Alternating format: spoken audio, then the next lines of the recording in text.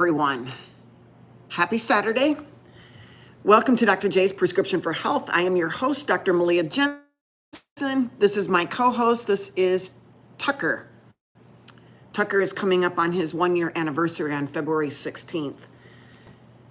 He passed away at 1:14 in the afternoon. So 13:14 is when he passed away.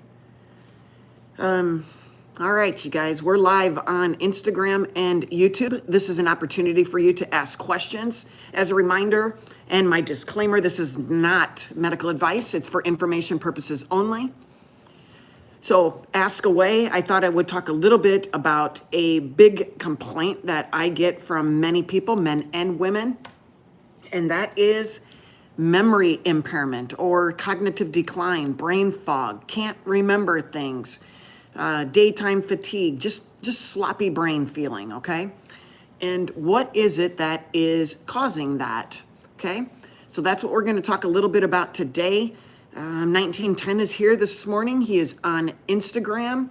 Where are you guys listening, or excuse me, he's on YouTube. Where are you guys listening from? What city, what state, what country? Good morning, Diane and Lucy.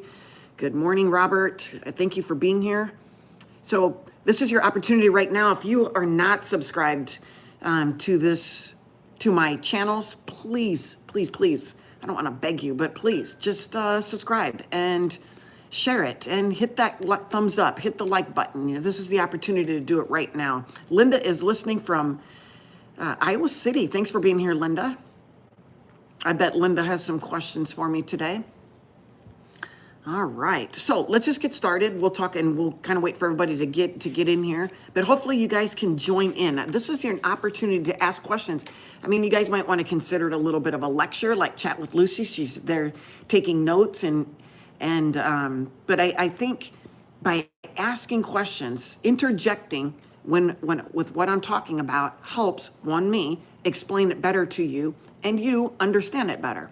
So when we talk about memory loss or foggy brain, most of us jump to, oh my gosh, I'm getting Alzheimer's, okay? Or I'm getting dementia. Underneath dementia it's an umbrella for Alzheimer's, for prefrontal cortex dementia, Lewy body dementia, okay? There's different types of dementia all under the umbrella of dementia. And I think most people fear Alzheimer's the most. Like, oh my gosh, I'm getting Alzheimer's disease, or my parents had Alzheimer's, or whatever the thought process is. I want to help shed some light on just some basics when you are thinking about your cognitive decline or your memory loss or your brain fog. Should you get blood work? Yes, I think that's a given. We should check our labs, make sure that we don't have anything going on. Should we check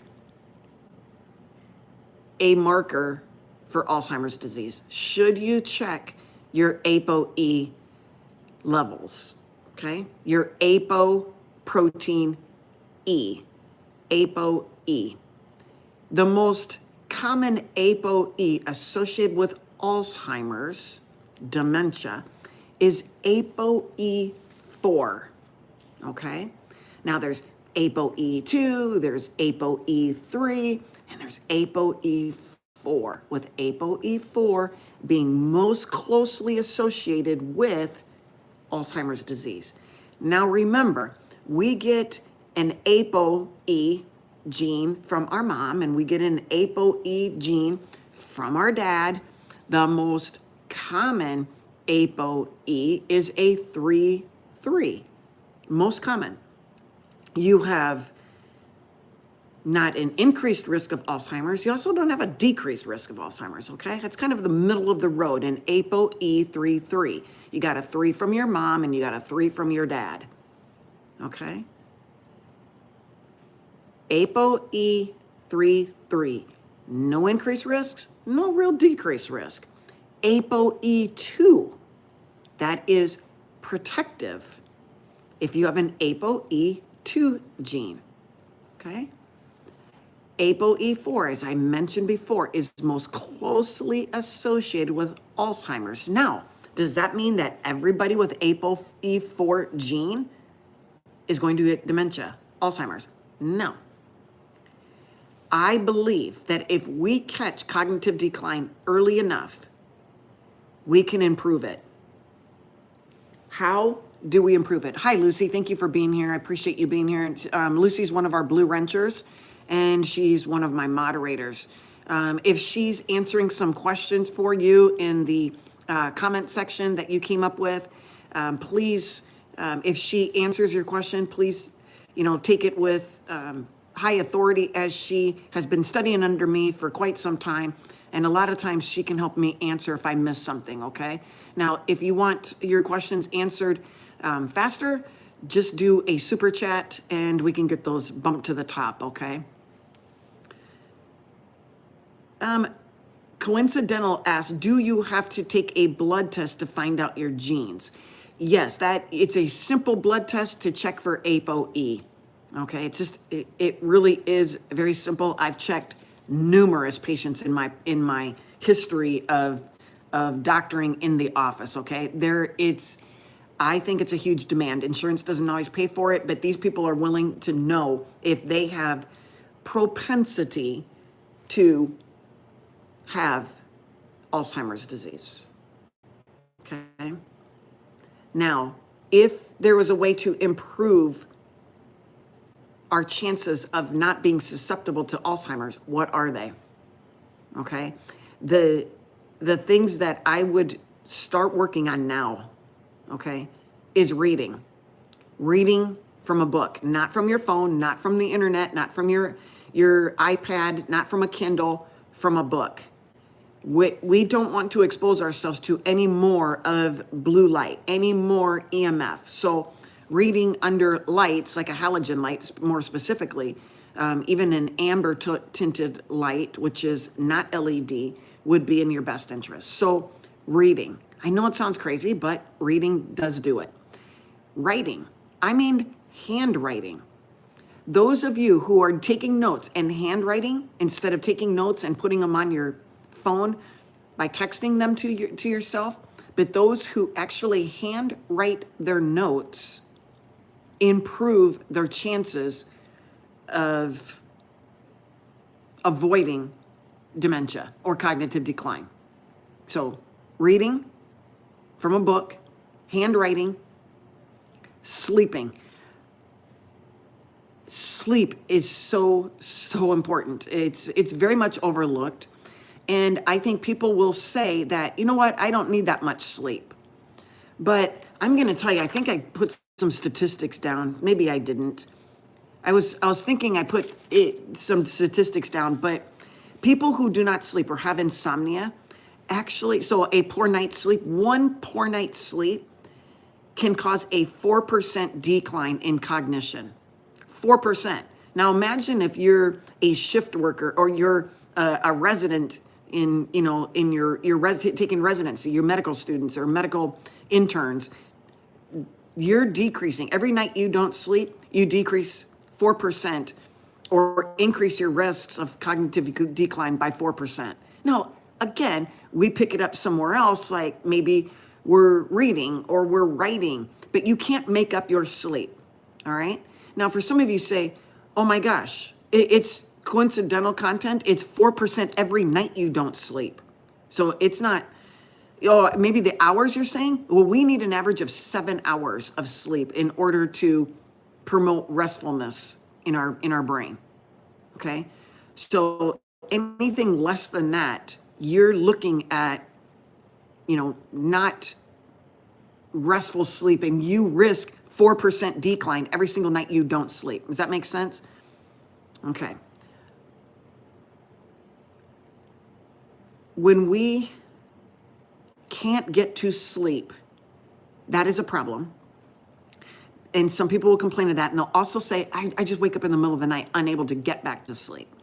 Now, there have been some studies show that taking GABA, G-A-B-A, all capitals, taking GABA can actually increase, especially if you have trouble getting to sleep because you're maybe stressed or your mind is ruminating, you're on and on and on.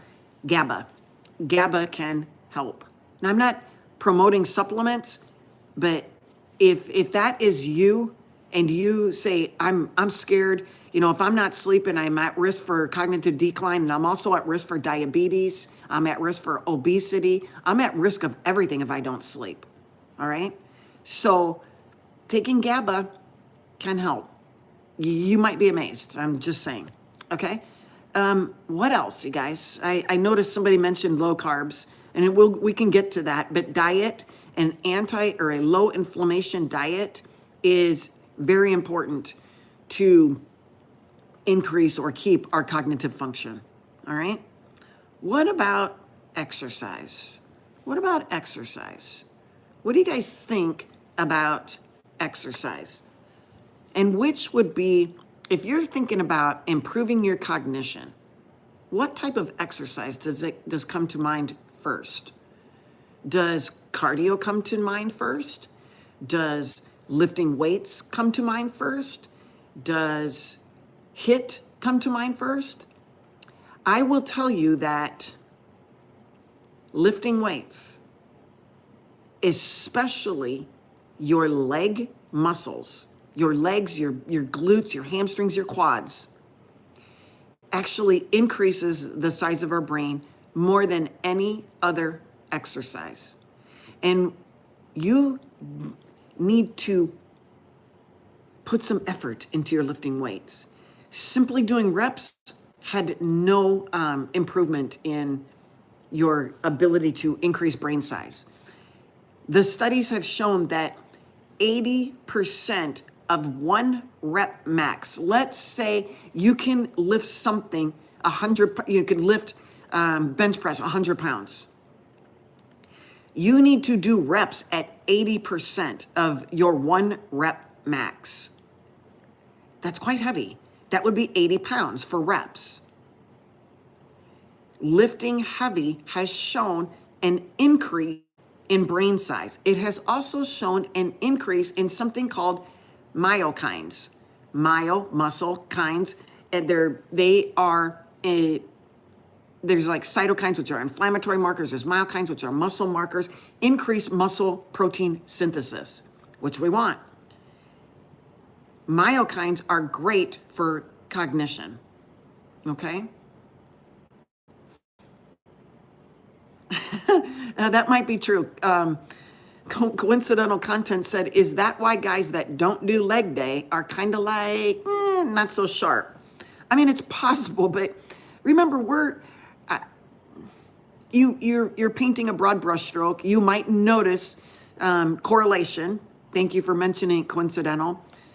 I'm trying to bring this to light as we need to get some sleep. We need to lift heavy weights. We need to read from a book, and we need to handwrite.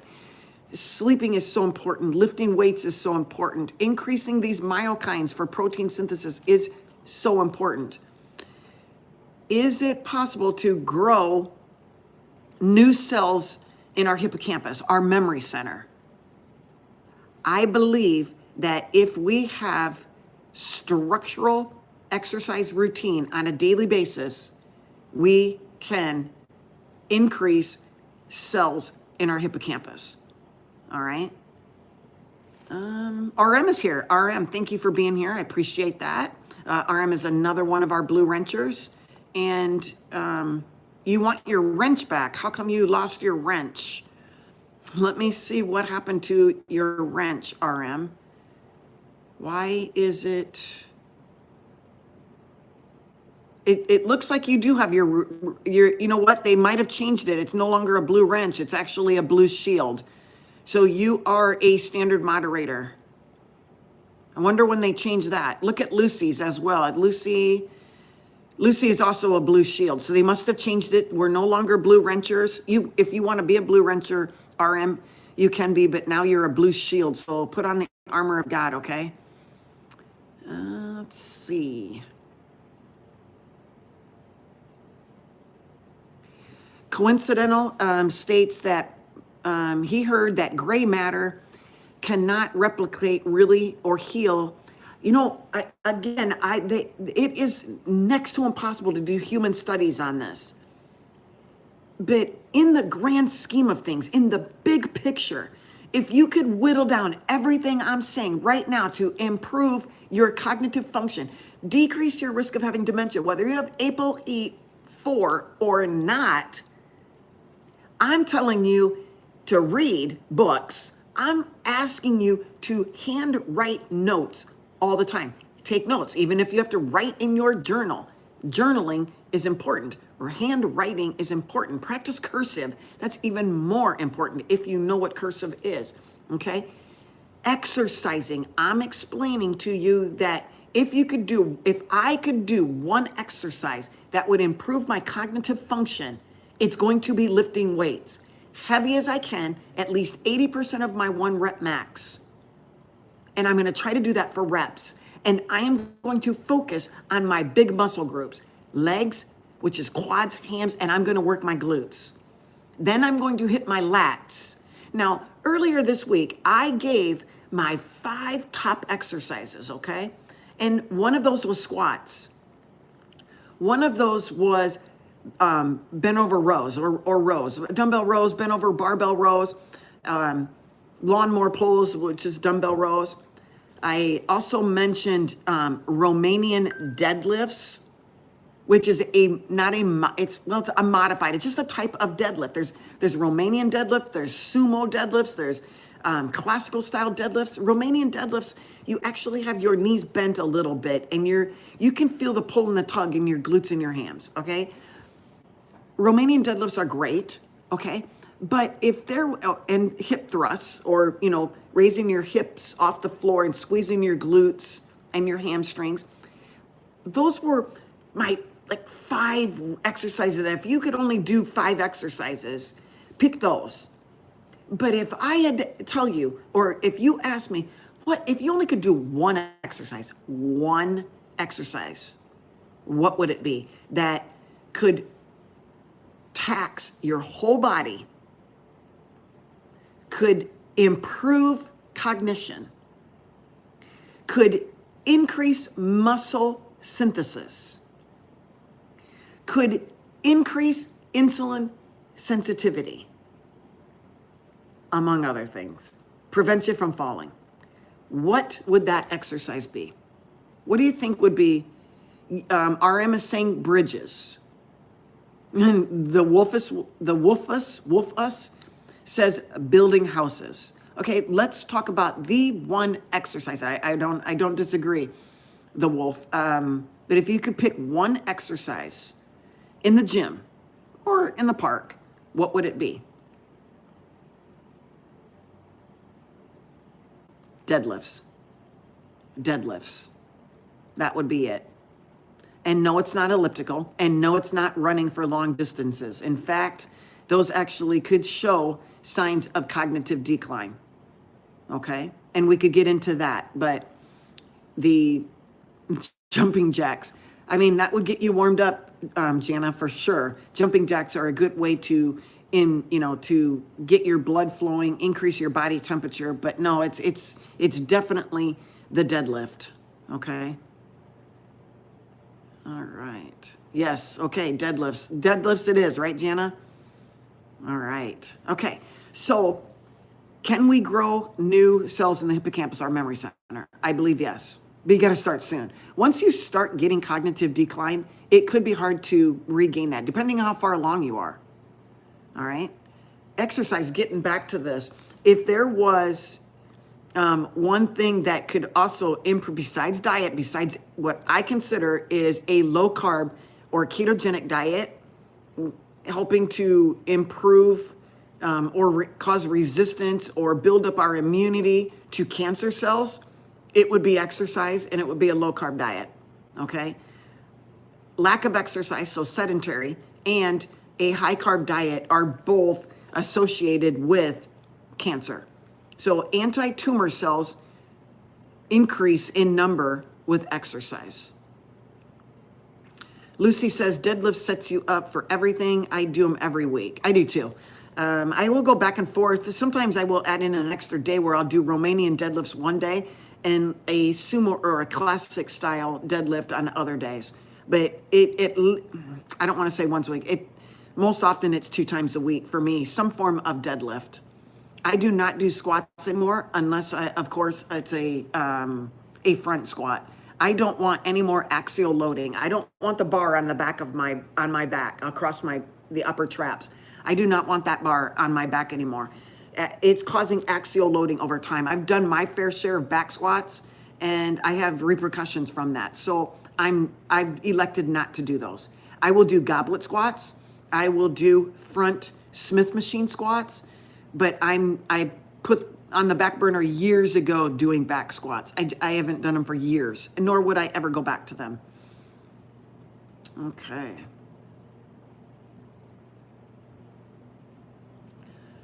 Okay. Carlitos says cycling and swimming for older people. Why? Are you saying that you're at a disadvantage and you can no longer lift weights or do resistance training? You're swimming, you become if you have fat on your body, you are buoyant. You do not, you're not burning as many calories swimming than you are, lifting weights. If calories is a thing, okay? You're also not weight bearing when you're swimming. You want to do weight bearing exercises to build bone strength. There is absolutely no weight bearing in a swimming activity. If you want to, Carlito, do cycling or running, I would say that you could do that on your own time, but that is one way to increase your mTOR and keep it going for long periods of time without bringing it down. And constant mTOR actually leads to, you want growth of cells, but you don't want them growing all the time. And that's where cancer comes in. So, you're putting yourself at risk for heart disease by long distance cardio sessions. Okay. I'm not a big believer, nor have I ever been. I don't enjoy it. Now, when I was dieting for shows and preparing for, to get up on stage, I had to do a lot of cardio. I was probably doing a cardio session of 1 hour a day early on. And then as I was getting probably the last 4 to 5 weeks, I was doing 2 hours of cardio a day to get that last bit of fat off. I was also lifting weights probably for an hour. So of my day, 3 hours of day was exercising to try to get ready for a bodybuilding show. And the prep for a bodybuilding show for me, a magic, sweet spot time was 16 weeks. So 16 weeks for, 2 or 3 times, 1 to 2 times a year for 12 years, that was a lot of trauma on my body. It is what it is. But can't take back. But what I can do is build on, luckily I've been exercising, because if you're not starting to exercise by your mid-20s, late 20s to early 30s, you're really at a disadvantage, okay? I'm not saying it's all over and give up, but I'm just saying the earlier you start, and I started lifting weights when I was 18. So hopefully I got that going for me. When we exercise, we also release something called brain-derived neurofactor or neurotropic factor. It's helping brain cells. So there's so many positives. If you could just narrow down the last 25 minutes of me talking, if there's one thing that you can do to increase your brain function, it'll be exercise and lifting weights. So that exercise, lifting weights, 80% of 1 rep max, going to failure on your reps, maybe doing 3 to 4 sets of 8 to 10 reps at 80% rep max, okay? Now, I don't encourage everybody to go out and find out their 1 rep max on bench. You're just going to get hurt. Or your 1 rep max on a deadlift. I put 225 pounds on there, lift it once and go, I'm going to do 85 or 80% of that. I don't recommend that. What I would say is think how much effort you're putting into it. If you can talk and think about, if you're not putting much effort into your weightlifting, it's not doing you much good, okay? All right. All right. So what do we got going here? Any questions? Donkey squats, donkey squats. I've heard of donkey calf raises, but donkey squats? I don't know. What? Help explain. Maybe I'm just not thinking, but donkey squats. Donkey calf raises. Okay. Oh, Carlito says that resistance training can be bad for your joints. So can obesity. So can highly inflammatory diet. So can not sleeping.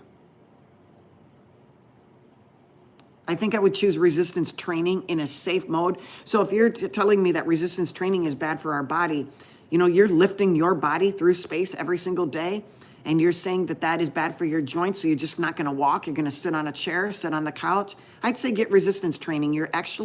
It's been shown that it actually improves your joint strength, increases the amount of fluids and blood flow to your joints. So in a way, I'm going to disagree with Carlito's statement there.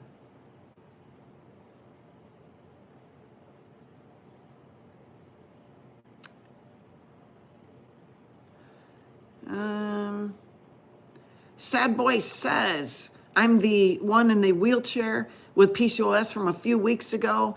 In 2 weeks, I've lost 6 pounds and my insulin levels are already better. Just want to say thanks. Oh my goodness. That's awesome. That is very awesome. Thank you. Let's see.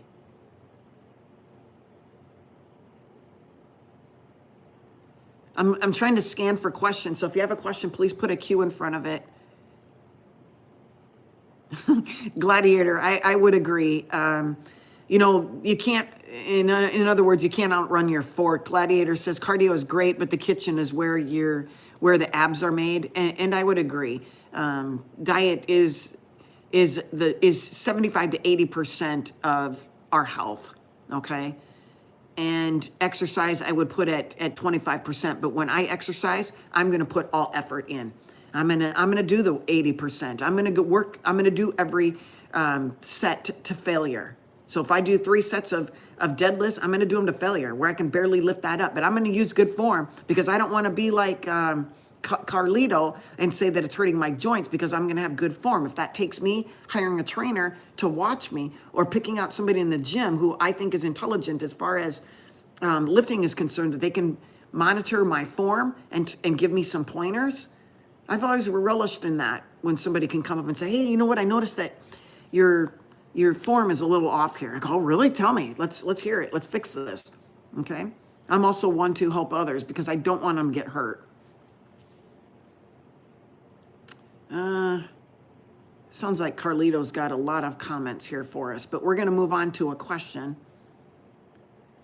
Hi, Doc. I would like to know, or would you consider doing demos of those 5 exercises you mentioned in a short yesterday, so we can see form, etc.?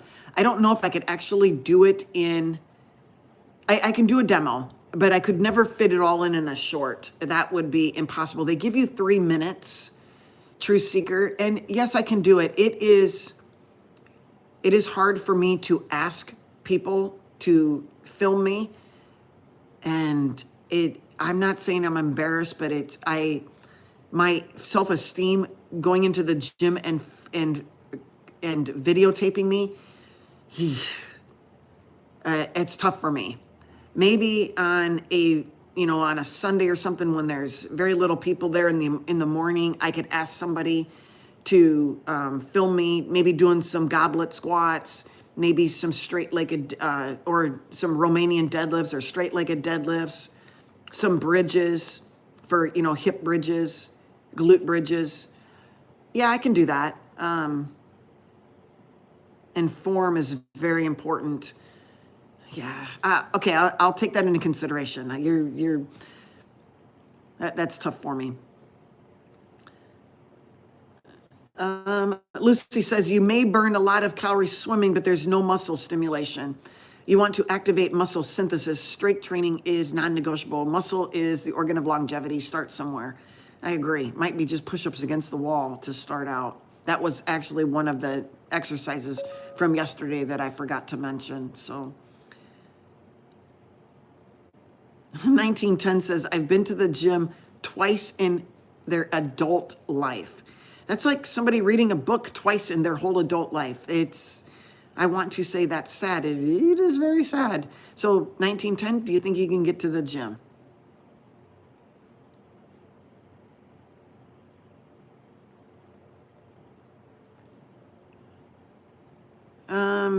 Christine is talking about her huge salad for lunch and tomatoes. Cholesterol was high at 271, but good cholesterol is way higher than my bad, so my doctor is not putting me on any medication. Okay, thank you, Christine. Christine is also doing cardio 5 days a week.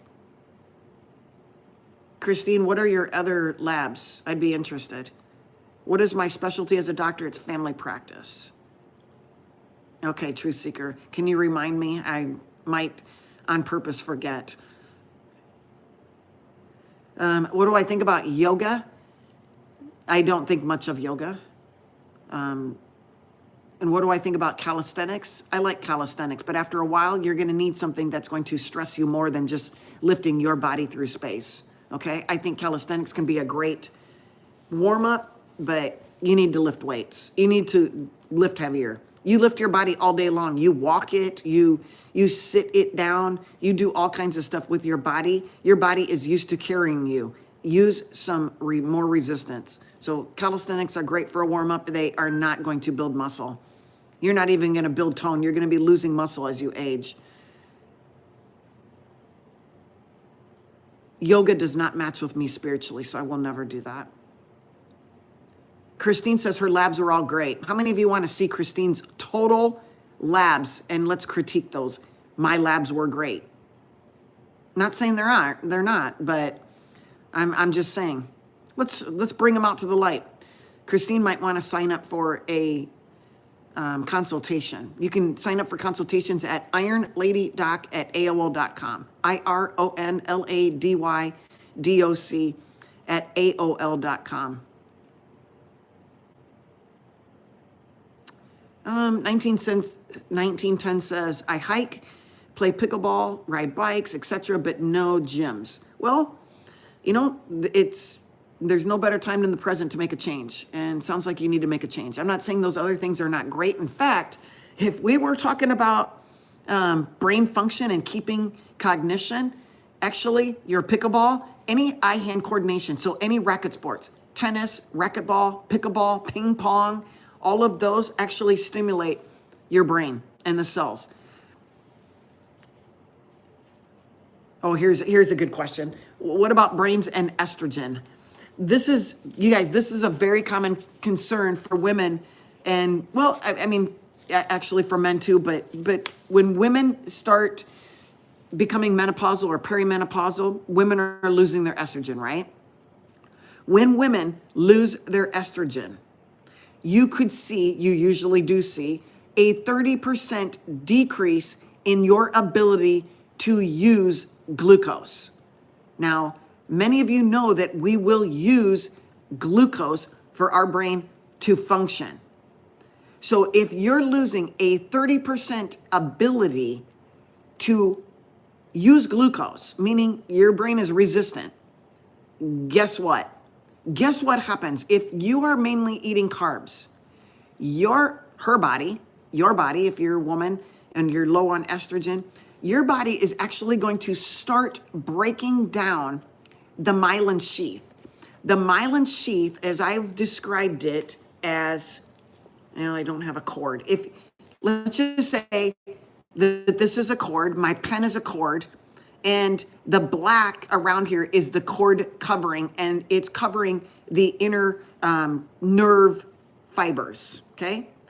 If the myelin sheath is this black cover, and that myelin sheath is made of fat, and if the woman isn't have the ability to break down all of the sugar that she's taking in, or any sugar, because as estrogen goes down, you lose a 30% chance or a 30% decrease in the ability to use sugar as a fuel source for the brain.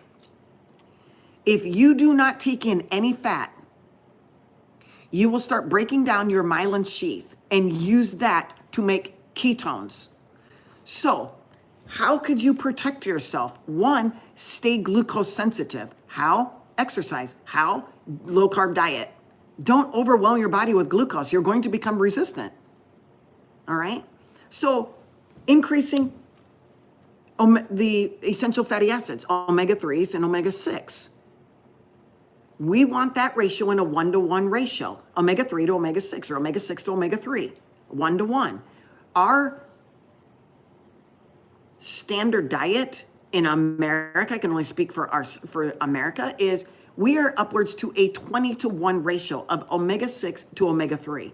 Not a good ratio, you guys. That's very inflammatory. And the omega-6 that we're getting these from are from our processed foods. So they're the seed oils that they told us that are good for us. Canola, corn, cottonseed, safflower, sunflower, soy, rice bran, and grapeseed grapeseed. Those are the terrible 8. They're very high in omega-6. They're very inflammatory. And we're having a ratio way out of line where we need it, 1-to-1 ratio. So women who are losing estrogen, you have a 30% decrease in your ability to use glucose as a fuel source. You are breaking down the myelin sheath, which helps to insulate your nerves. You're causing neurodegeneration. You're going to get cognitive decline. Can you increase your fat intake? Yes. Can you take ketones? Absolutely. But why not lower that blood sugar level as well? Low carb diet. All right. Omega-3s, taking omega-3s, I wouldn't, in a capsule form, I wouldn't recommend it. Remember, supplements are highly, highly, highly unregulated. By the time you get your omega-3 in a fish oil capsule, it's already been oxidized. What about olive oil? Same thing. I would never trust an oil. But omega-3s in general, you need as a potent neuromodulator or a mender, a repair. It helps with repair. Our brain is 60% fat, and 70% of that is DHA, where you get DHA from omega-3s. Where do I, Dr. Jensen, get omega-3s? I use sardines as a source of my omega-3s. Great source of fat.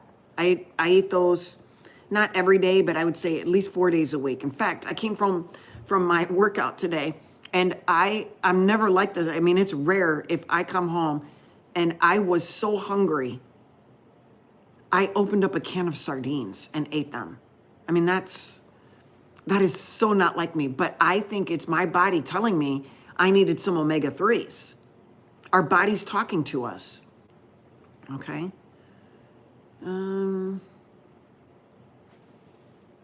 Oh, thank you, Lucy. I appreciate that.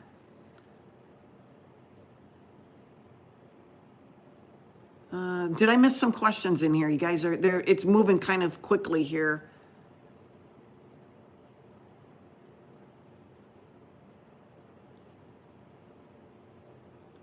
Christine says this is comical, which I had them send me my lab results. She looked at all of them, and they were all right on target. So I would like to know Christine's definition of right on target, right in the reference range. So Christine, if she says she's right on target in the reference range, means that I'm going to compare myself with all the sick people that come into the lab, and I'm right on target with all the sick people, because that reference range is a range of everybody coming in to get their labs done. Do you think a lot of people who are really, really healthy are coming in and having their labs checked? No, you're taking labs from sick people. 70% of the people in the United States have some form of metabolic syndrome, insulin resistance. They're sick. So if you're monitoring yourself and you're comparing yourself with a bunch of sick people and you say, I'm right on target. Yep, you're right on target of sickness. So if that's where you want to be, then go for that. But if you want to be better than average, better than the sick people, let's have a look at your labs. Let's see.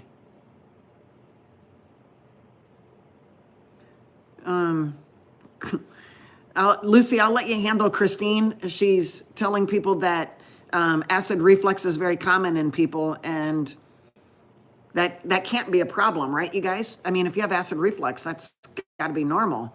There's nothing really wrong with me. My labs say I'm in the reference and right on target.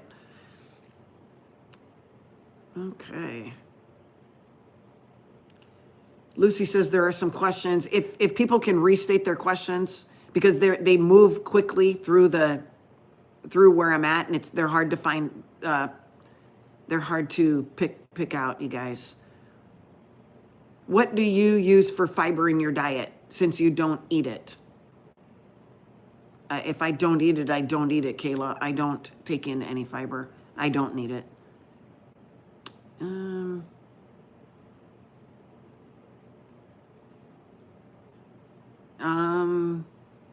Hateful marshmallows. Thank you for being here. Yeah, I'm here every Saturday at 9 a.m. Central and every Sunday at 10 a.m. Central. I'm here. I'm not getting paid to be here and to talk about health-related issues. Okay, this is not medical advice. I am a doctor, but I'm not your doctor. You're a patient, but you're not my patient. This is for information purposes only, so you guys can gather up some tidbits, gather up these things, and take them back to your doctor. I want to consider myself as your doctor coach, your doctor in your back pocket, where you can say, hey, I wonder what Dr. Jensen would think in this scenario. What should I say to my doctor? You know, I like to put myself in you guys' position coming to see the doctor, because I think it's very important that you are informed, because you're going to let your doctor say everything looks normal, like they did for Christine. My doctor looked over everything and says everything looks right on target. Are we putting 100% of our chips in our doctor? The one who's seeing 40 patients a day, who does CME that are narrow-minded and only align with what pharma and big food want them to know? All of their continuing medical education is in line with pharma and food. You're not getting a doctor who's doing CME on ketogenic diets. Oh no, you're not getting your doctor to look into all these other things. They don't have time. While they're at work, they're seeing 40 patients a day. And then when they're not at work, they're taking their kids and their wives to things, events, all these things. They're not reading journal articles. They're gonna go to a CME event once or twice a year, get 100 CMEs, and call it good while they're on their cruise. Just check the box. If you think that you're gonna, put all your chips in one doctor, even if it's me, I tell my patients, don't put your chips all in my book. You need to go read a book. You need to listen to other doctors talk, okay? You need to handwrite things. You need to take care of your brain. If you continuously feed your brain processed foods, seed oils, and sugar, you're gonna get dementia. And if you don't get dementia, you're gonna have cognitive decline. Well, that's normal for aging. Well, it could be for you. That's right. If you want to be the average person looking at your reference range on your labs, then you will be the average person getting cognitive decline, heart disease, cancers, whatever it might be, diabetes. All right?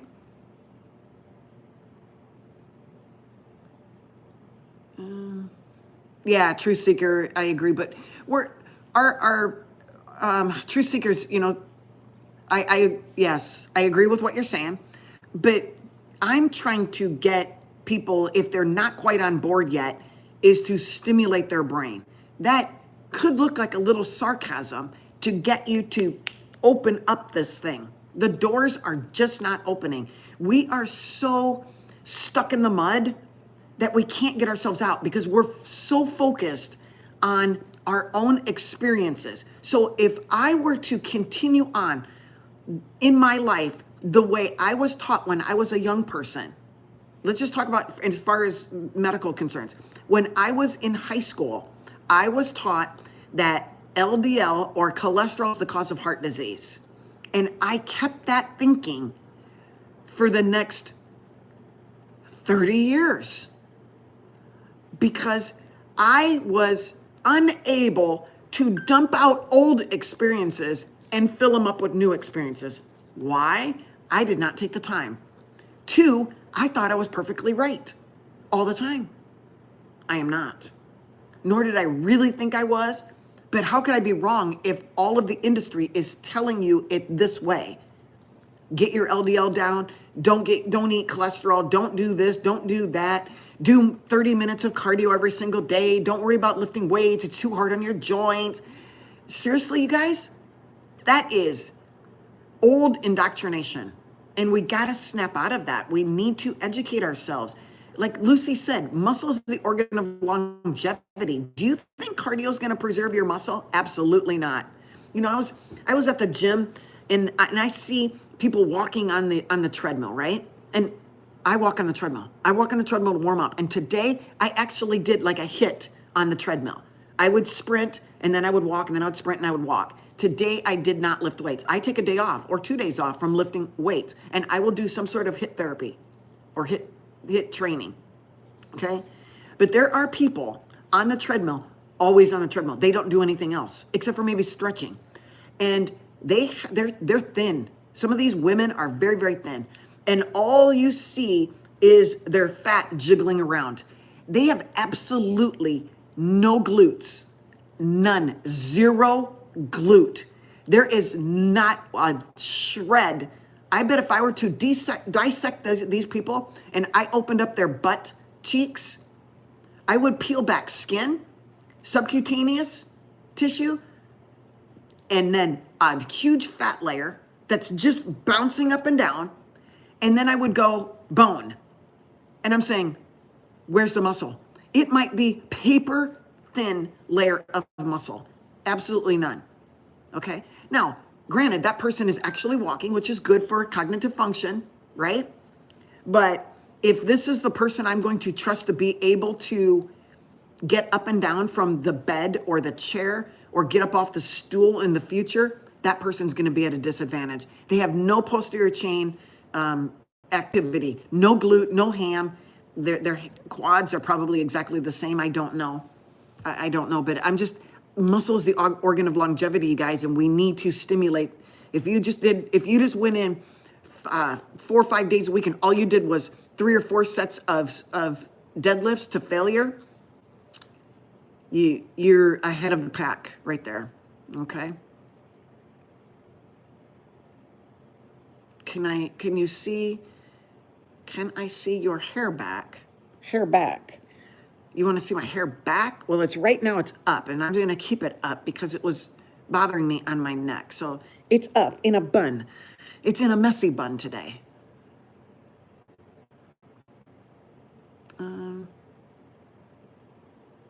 Did I have a good career? Absolutely. I have no regrets about my career. I love what I do. I especially love now what I do. Instead of just helping 10, 15 patients in the office for the last 15 years, or prior to that, I was seeing 40 to 50 patients a day for the 15 years prior to that. I've been in practice for 27 years, and I played the corporate medicine game. I saw a ton of patients, saw them. I made probably, I'm guessing, a lot of mistakes, okay? Now, were they humongous mistakes? I think a mistake is when I don't really inform a patient of everything that they need to know, okay? Yes, they should educate themselves, but honestly, I should be in charge of informed consent, and I'm not, or I wasn't. I am now. I was the last 13, 14 years, because I said, you know what? Seeing that many patients was not only stressful on me, but it was poor medicine. What are you doing it for? Just for the money or your personal satisfaction? That got old. If you have any humbleness to you at all, if you have any ethics, you're going to slow yourself down and take a $200,000 pay decrease. Okay? It's not worth it. You have lives at stake. And people I believe doctors treat patients as a commodity to keep their business going, a commodity to pay their bills. There's probably a hint of wanting to take care of you and not see you die at the age of 30, but you know what they say once you reach about 70 years old. Gosh, you've lived a great life. You've lived a long life. These things are normal for you to just start aging. Your bones, they're going to start, they're going to start hurting and they're going to degenerate. Your muscles, you're going to get some sarcopenia. That's just normal aging. No, it's not. No, it doesn't have to be.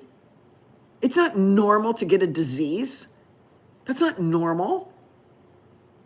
Yet your doctor is going to say, you look good. You're in the target range. You're just like everybody else. You're average.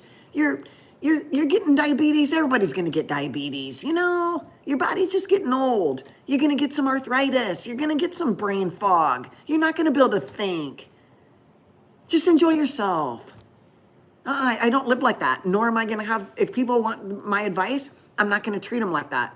Oh, it's just a normal part of aging. It's not. Don't settle, you guys. Don't settle. If your doctor poo-poos you, you got a problem and they poo-poo you, find somebody else. Maybe it's an online doctor. I'll tell you, to put all my chips in one doctor in my town, never. I would trust myself before I would trust anybody. There's one PA and a couple nurse practitioners in this town that I would, but a doctor, nah. And not unless they were going to do a hip replacement or a knee replacement on me. I'll trust them. I'll trust an orthopedic. I want to look at their skill set. So I'm going to look at 50 of their patients and see how they're doing. That I can determine. But when I'm not relying on anything but being a carpenter for them, okay? But if you're telling me, if you're going to tell me that I'm going to rely on somebody's brain to tell me how to fix something, I'm going to be looking stuff up myself. I can't even hardly trust myself sometimes. I got to look it up.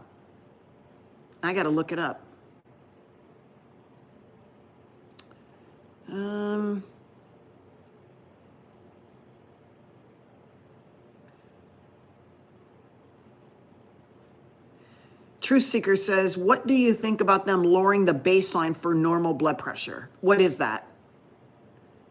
Pharma and food. Yeah, pharma and food, RM. What blood pressure are you referring to? Like 120/80?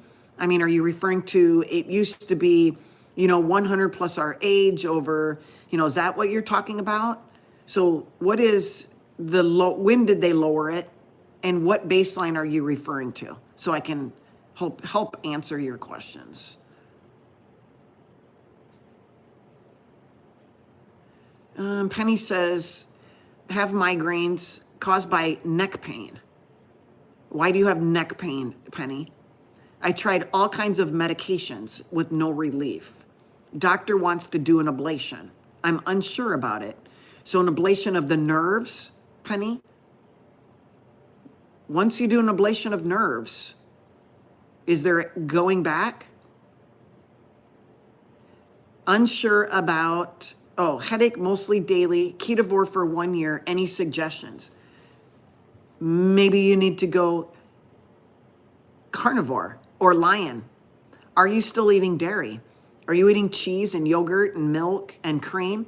I would get rid of that. I don't know what your ketovore diet is, and I don't know what is your cause of neck pain.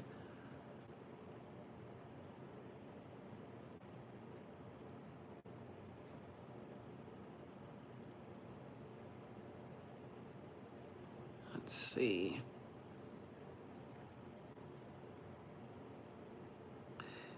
Facts says, so low sugar, high protein is sustainable for long term.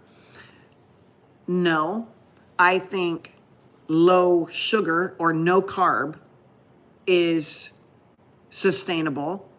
Is what I'm referring to high protein? No, I would say that what I would suggest is moderate protein and high fat. Is that sustainable long term? What is your definition of sustainable? Is it your emotions? Is my emotions sustainable only eating animals that are moderate amounts of protein with high fat? Is it emotionally sustainable? I don't know. Only facts can say that. Okay? Is it medically sustainable? Like, am I going to die from a moderate protein, high fat diet? No. That is not going to be the death of me. It could be something else. So as far as sustainability, there are no essential carbohydrates. Your body makes enough glucose for you to survive and thrive, for that matter. You actually get some glucose from the meat you consume. So is it sustainable long term? I guess you're going to have to ask a bunch of other questions, whether or not it's sustainable for you. But from the standpoint of, can you just eat moderate amounts of protein and high fat, like a 2-to-1 or even a 1-to-1 ratio? Is that sustainable and you will survive and thrive? Yes. Yep.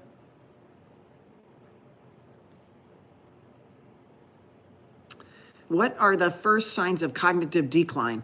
The cognitive decline is actually beginning in our 30s or mid 30s.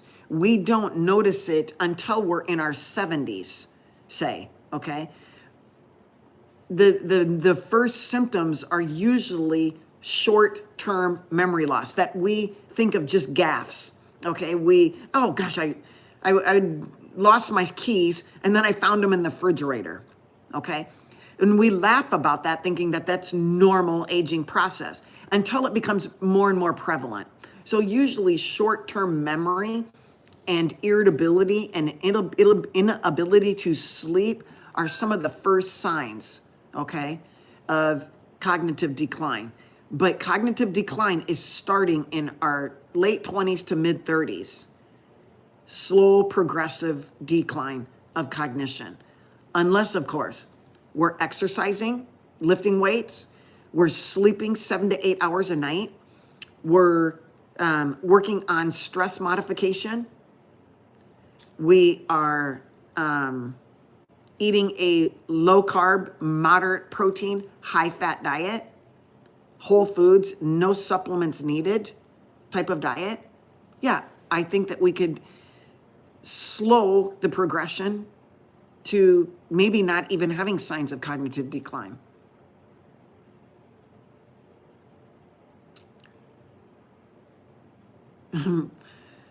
Yeah, the brain, we do got to use it, that's for sure. You use it or lose it.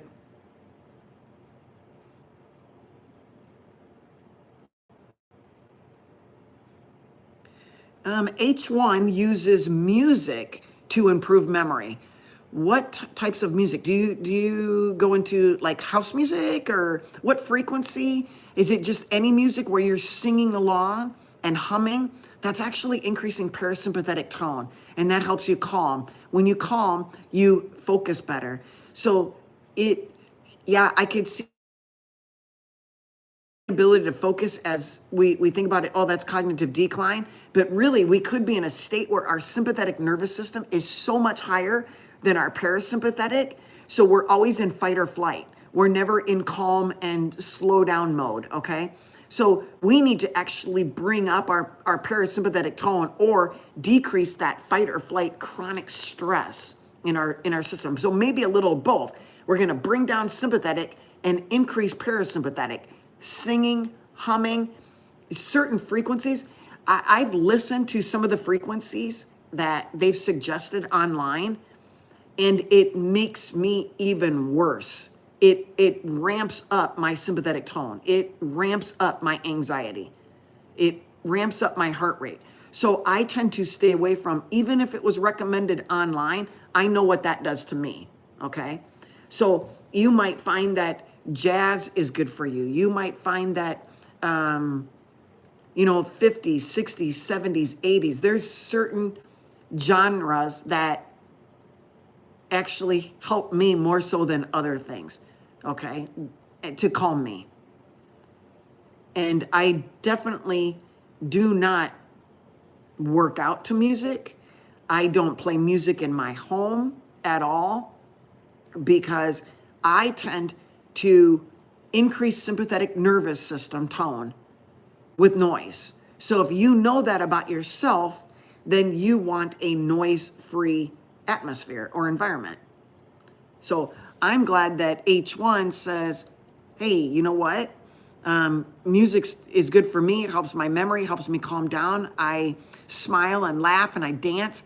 Perfect. That's everything that you want from your music.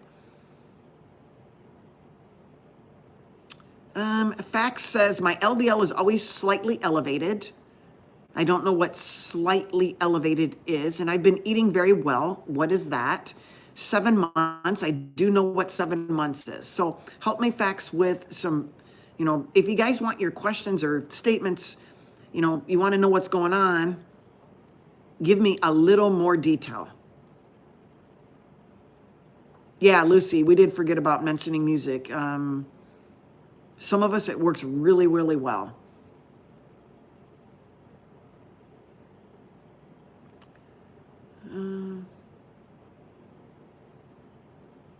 Oh, that's a good idea. I'm trying to implore older folks to learn memory along with music. In fact, there are several studies. You can go to PubMed on this, okay? You can go to PubMed and you can look at cognitive decline. And if you play a music from their genre, so say they grew up in the 50s, okay? And you play a 50s, let's just say you played a Frank Sinatra song, and they will absolutely remember all of those words. You are actually stimulating their brain to start working. Music is very important in these subgroups. Again, not everybody's like me and reacting to music. Most people are quite the opposite, where you bring on a song for them, it will stimulate their brain to start working. And there are many studies in that regards, okay? There are a lot of physical therapists and occupational therapists that use music therapy. In fact, when my dad was passing away, one of his favorite parts of hospice he might have had hospice for a few months, maybe 4 months. The last 4 months of his life, he had hospice. And one of his favorite things, not only was the massage, which increases blood flow, but it was music therapy. So his singer, Ling, I will never, ever, ever forget Ling, L-I-N-G, Ling. She is, I think she's still with St. Croix in Des Moines, but she was amazing. I know she's probably not listening, but she knows how I feel. I've told her so many times. I've been to many funerals for my patients, and Ling was there as part of the service. Music for my dad was amazing. And she asked me coming into it, like what songs my dad loved. And I knew he loved jazz. I knew he loved Frank Sinatra. I knew he loved all of these, maybe 60s songs. And she sang them. And I could tell that my dad's brain was smiling when he was passing away, okay? When he was getting further along in the dying process, I could still see his brain and his eyes smiling. So music is awesome.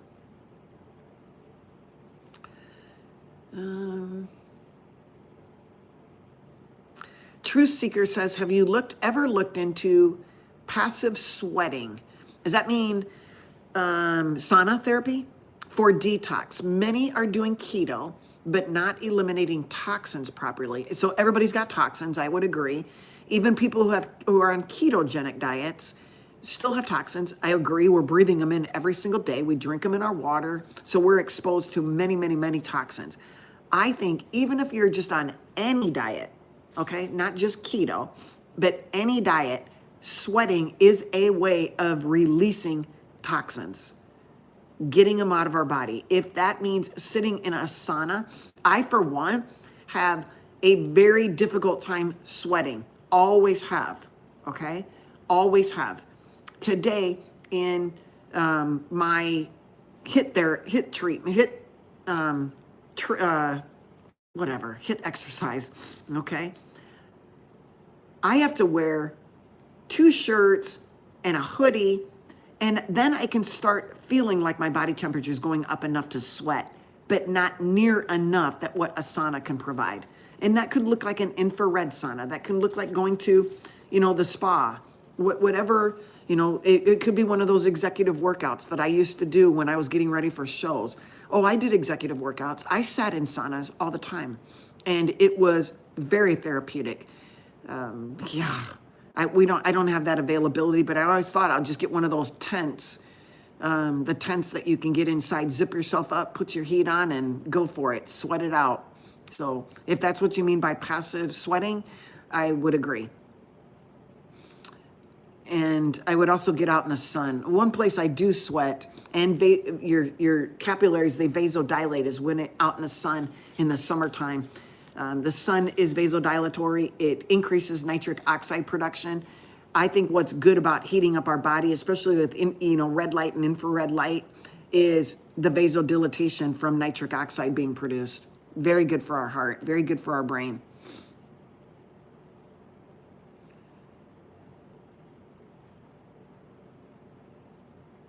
Doctors don't want you to be healthy. They need returning customers. I know it can seem like that. I know that I know it can seem like that, but hi Kishua, thank you for being here. You would hire me as a trainer spot? Yes, I will be there for you, Kishua. If you're in my area ever, I will definitely spot you. Let's see. I missed a lot of questions over here on Instagram, and I totally apologize. I'll get to Kishua's question here in a second. This part on doctors don't want you to be healthy. I really can't believe that. I don't believe that they could intentionally not want people to be healthy. I just can't believe that. I know it can seem like that, real term, but they might be passive and say, you know what, here's what I diagnose you with, here's your medicine, take it, don't take it, and do what you like, okay? It's kind of like gaslighting you. But I don't think they go to bed every night and wake up every morning saying, I don't want my patients to be healthy. It's just not like that. Now, if everybody did get healthy, would that decrease their pay? Would it decrease their income stream? Well, absolutely. But maybe that would be a good thing for them. When I went from seeing 40 to 50 patients a day down to 15, I almost was falling asleep. But my calmness was amazingly better. I was healthier. When I was healthier, then I could be calmer with my patients and teach them things. I spent 40 to 50 minutes with my patients. So, real term, yeah, if you guys all get healthy, we're going to put an end to doctors. We're already putting an end to doctors. Doctors are getting burned out. They're retiring earlier. PAs and nurse practitioners can do almost what a doctor can do, and for a lot less money. You don't have to pay a nurse practitioner or a PA as much as you pay a doctor. So why would any corporate business have a whole bunch of doctors? They don't care if they have doctors or nurse practitioners or PAs. If a nurse practitioner or PA can follow the exact same guideline as a doctor that says LDL 140, here's your statin. Who can't read a recipe? All right? So you don't need DO or MD behind your name. You could just have MP or PA and get paid a lot less. That's a win-win for the corporations. And to be honest, doctors are most likely going to be replaced by AI in the future anyway. You'll have a few doctors that sit in their back office like they do right now when there's nurse practitioners and PAs and they supervise. They'll be sitting in the back room supervising AI. AI will go to see you and AI will come up with a plan of action. The doctor will go, yeah, sounds great. And so we'll pay AI and then we'll also pay doctor some pennies, but the doctor didn't really do anything except for sit on their butt, play video games and read their books, which the book part was the best part, but you know what I'm saying. But no, real term, because I'm a doctor, I just can't put myself into saying, I'm going to wake up today and don't want somebody to get healthy. But I could be an oddball. I'm here sitting talking to you guys on Saturdays and Sundays for 4 hours about health related issues and not getting paid a nickel. So I guess it just depends on the person. Maybe there are, nefarious doctors out there who actually set their goals to saying, how many people can I make unhealthy today? How many people can I get almost to dying and still keep them alive so they keep coming back so I can pad my pocketbook and send my kids to Harvard? I don't know. I just can't fathom it, but maybe I see so much good that seems impossible to me.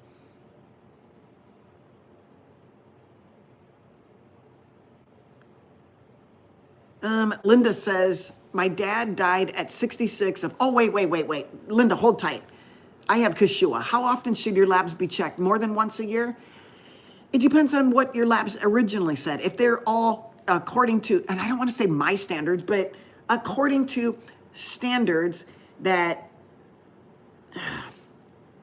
a highly educated reader of your labs telling you that they are okay should be able to say, hey, let's recheck it in 6 months, or let's recheck these in a year. Now, I have some people with metabolic syndrome, and they'll ask me, when should we recheck my labs? I'll say 4 months. Let's recheck it in 4 months. I give them a game plan, a plan of action. They follow the game plan as best to their ability, and then we recheck things. And then they'll know, am I following what Dr. Jensen said, or am I kind of being loosey-goosey? The labs will show, all right? So maybe for Kashua, it's once a year. Maybe for Kashua, it's once every 6 months. Maybe for Kashua, it's once every 4 months, or whenever Kashua wants her labs checked. I mean, some people say, I want my labs checked once a month. I think that's a waste of money, but it's your labs. Penny, Penny, you're getting too factual for me. Penny says, sardines for omega-3s, don't they break down in an aluminum can? Yes, they are in an aluminum can. So could some of the aluminum be seeping into my sardines? Yes. Yes, the answer is yes. But I'm still going to choose whole food over a omega-3 that's in a fish oil capsule that's been oxidized on the shelf for God knows how long. I don't know.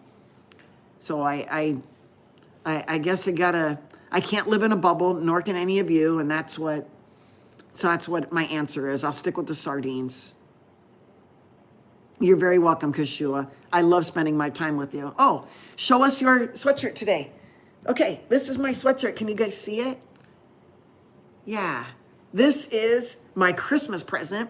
This is from Rescue Rehab and Rehome. So those of you who are on Instagram, I have a live fundraiser going, and I have it every weekend, a live fundraiser. I try to raise $100 a month for Rescue Rehab and Rehome. So this one says, we rescue their lives and they rescue our hearts. And so it's just cute. And then there's a big Rescue Rehab. It says adopt today. And then there's Rescue Rehab Rehome. And you can go to their website, Rescue Rehab Rehome, if you want support, or just, donate $1 or $2. That really helps them. They don't have a facility. They do a lot from home. They have home foster care. So the dogs or cats are mainly in foster homes. They don't have a main facility. So everything that we do for them, whether it be, getting them pads, puppy pads, dog food, leashes, collars, all those things, it does help.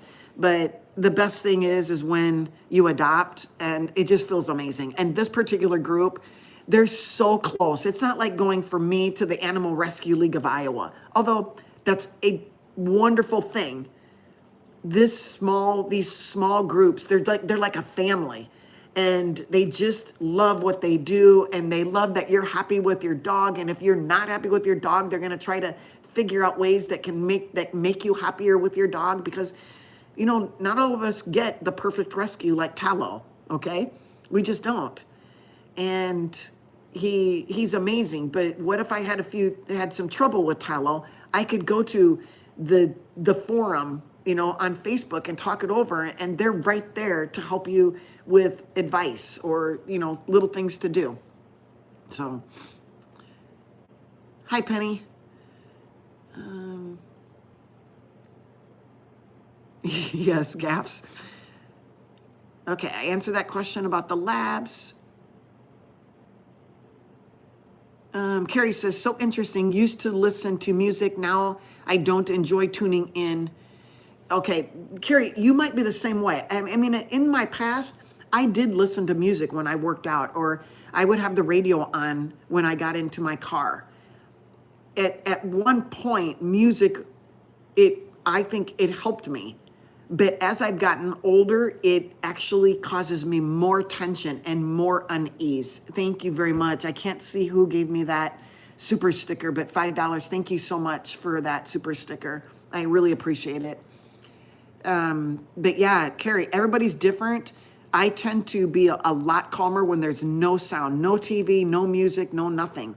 It just depends. Some of us are averse to sounds, and it gets worse. And I really have to think that that is because of chronic stress and continuous sympathetic firing. So as I learn to maybe hum. So, okay, Carrie, you might want to try this if you want to incorporate music. The instrumentals are so much better for me than if somebody's singing, okay? So if I play a soft instrumental, even when I'm talking on my reels, I love to put a instrumental in the background because it emotionally stimulates me, and it emotionally stimulates, I think, the people listening. I mean, you can listen to me talk all day long. I'm not monotone, so it's a little easier, but if you have music in the background, it softens everything, okay? But, do what's good for Carrie. If Carrie says, I do best without any music or out any sound, go for it. You need to make sure that your parasympathetic tone is higher. You could do deep breathing, breathing through your nose, 4 seconds in, hold at the top 4 seconds, 4 seconds out, hold at the bottom 4 seconds, then breathe again. That increases parasympathetic tone. Maybe you hum your favorite song, just gently. Just lightly humming. That increases parasympathetic tone. Singing. Deep breathing is probably the biggest one. Okay?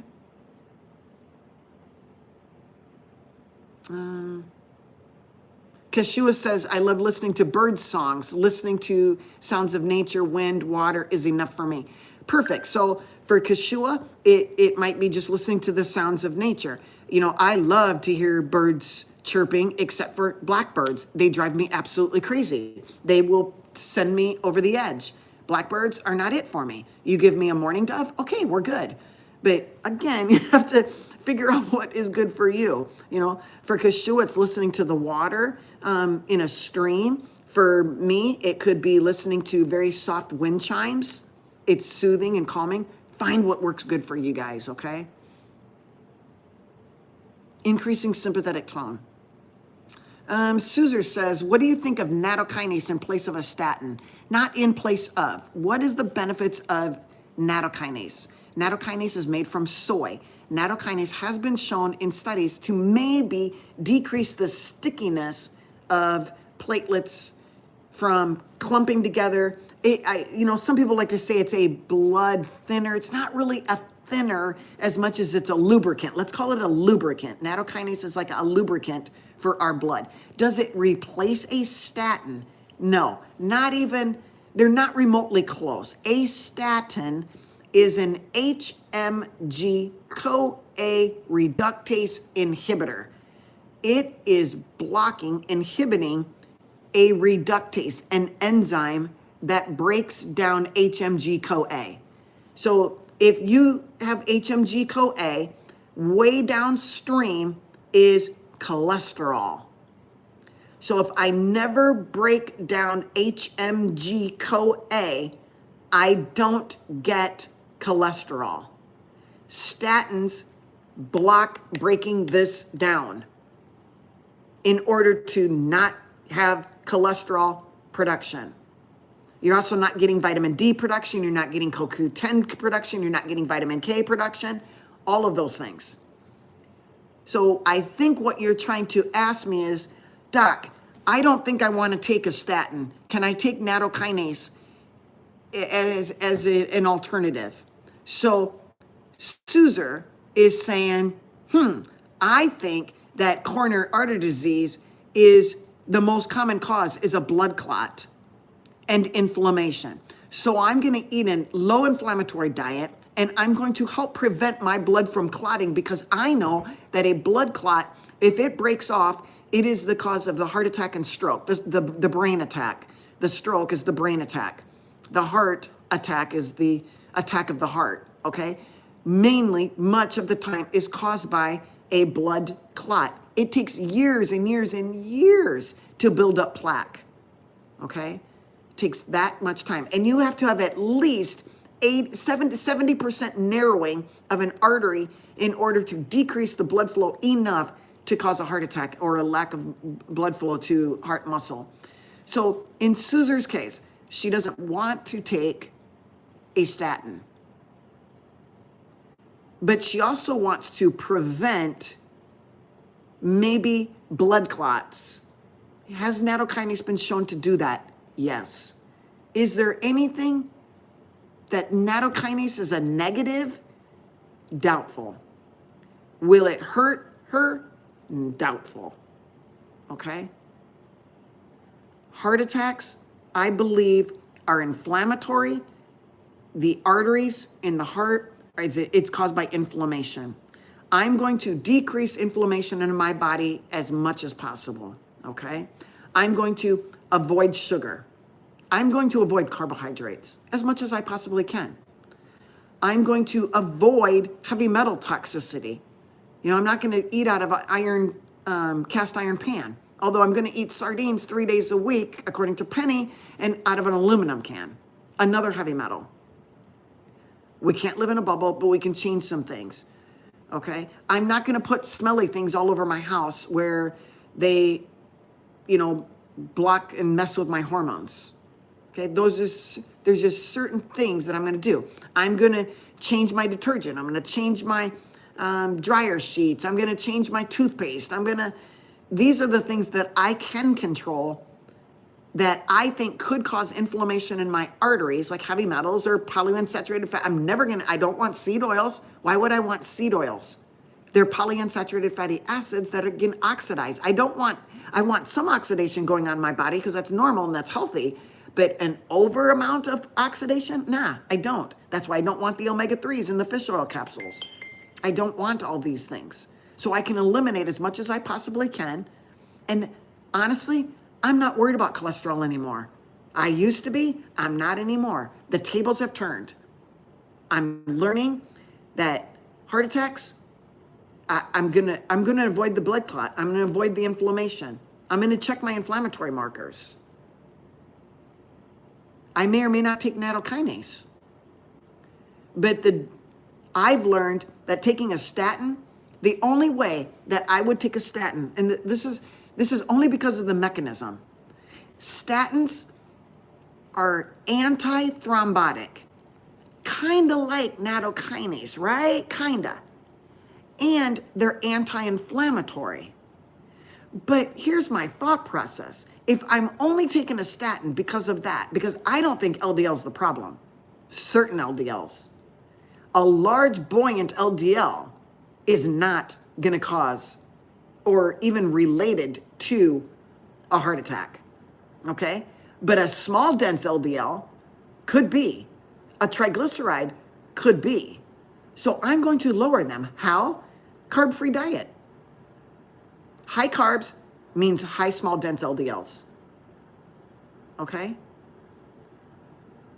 That's why I'm probably, now if I have had a heart attack and I've lived the life of ice cream and cookies and pizza and burritos, and I've had a heart attack and I already know that I have some narrowing in and I'm not gonna make any changes, hey, maybe a low dose statin that's anti-thrombotic and anti-inflammatory might be in my best interest.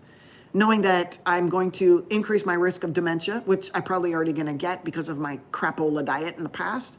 I'm also gonna get diabetes, which, you know what, everybody when they age gets diabetes. So you can see that we have to just weigh everything, Suzer. It's not like a right or wrong answer. So I don't know what Suzer's medical history is, but that's why I'm just talking in general. Thank you, Kashu. I appreciate you donating. That means a lot to me. You guys, even if it's $1, it helps, okay? Let's see. Would I prefer Zetia? Would I prefer Zetia over a statin? Yes. Zetia allows your body to still produce cholesterol, but Zetia is going to work in the gut lining, in your stomach lining, and it's going to basically prevent the absorption of, it's kind of like Zetia and Welchol work along the same lines. Zetia, Welchol, and fiber work along the same lines by decreasing the absorption of the cholesterol, okay? Your body will still make cholesterol, so your liver will still make it, and if you're on a ketogenic diet, it's going to make more cholesterol because more fat is coming in. So you have to have carriers of all of the cholesterol, fat, and cholesterol that's coming in. So an LDL is a carrier. It's a low density lipoprotein. It is a vehicle. It's like the train, one of the cars on the train. It carries fat and cholesterol. So if you have more fat and cholesterol in your body, more LDLs are going to be produced to carry it and do its thing.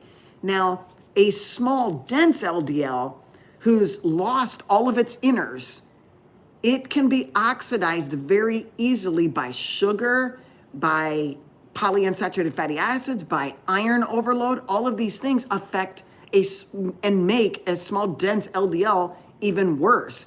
And then we have mechanisms in our body like macrophages that come and Pac-Man these little small, dense LDLs up to get them out of our system. But in the process, they're making foam cells, like big, fluffy foam cells that are very damaging.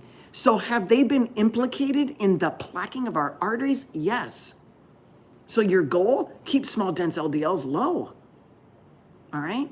So I don't know what Kashua's problem with what her LDL particle size looks like, but if she's got all large LDLs, then hey, I don't know if I would mess with taking something. That's not medical advice. That's just me. I said, I don't know if I would mess with it. Oh, thank you for the $10 super sticker. I really appreciate it. It's hard for me to see what name it is. Tanya, thank you, Tanya. I appreciate it. Ooh, there is my heart back to you and my thumb up. Thank you so much. I appreciate that. So hopefully, Kashua, that answered your question on the Zetia well call fiber thing that, let's see. Jenny says, I'm 55-year-old female, 4 seizure episodes within the last 6 months. God, I'm so sorry to hear that. Plus 2 car accidents, car totaled, and concussions diagnosed. So you got brain injury, right? With that brain injury, you especially want to keep your, I would suggest if you look at seizure disorders, PubMed, and how a ketogenic diet can help, I would definitely look into it. You have to stop the seizures. Maybe not with medicines, okay, but with, exercise and with a ketogenic diet. I think it's very important.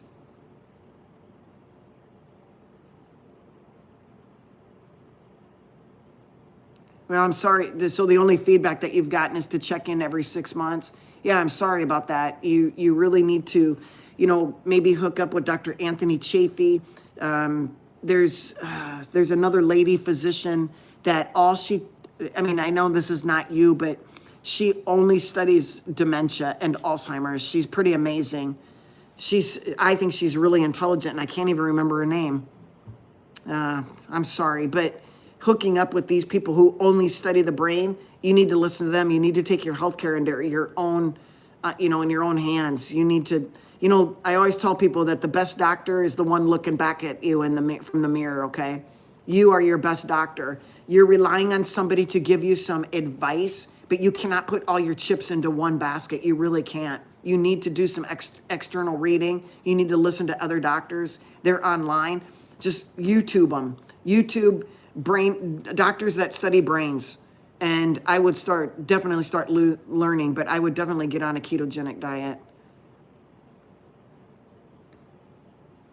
Kayla, I have heard about eating for your blood type, but I can't get on board with that.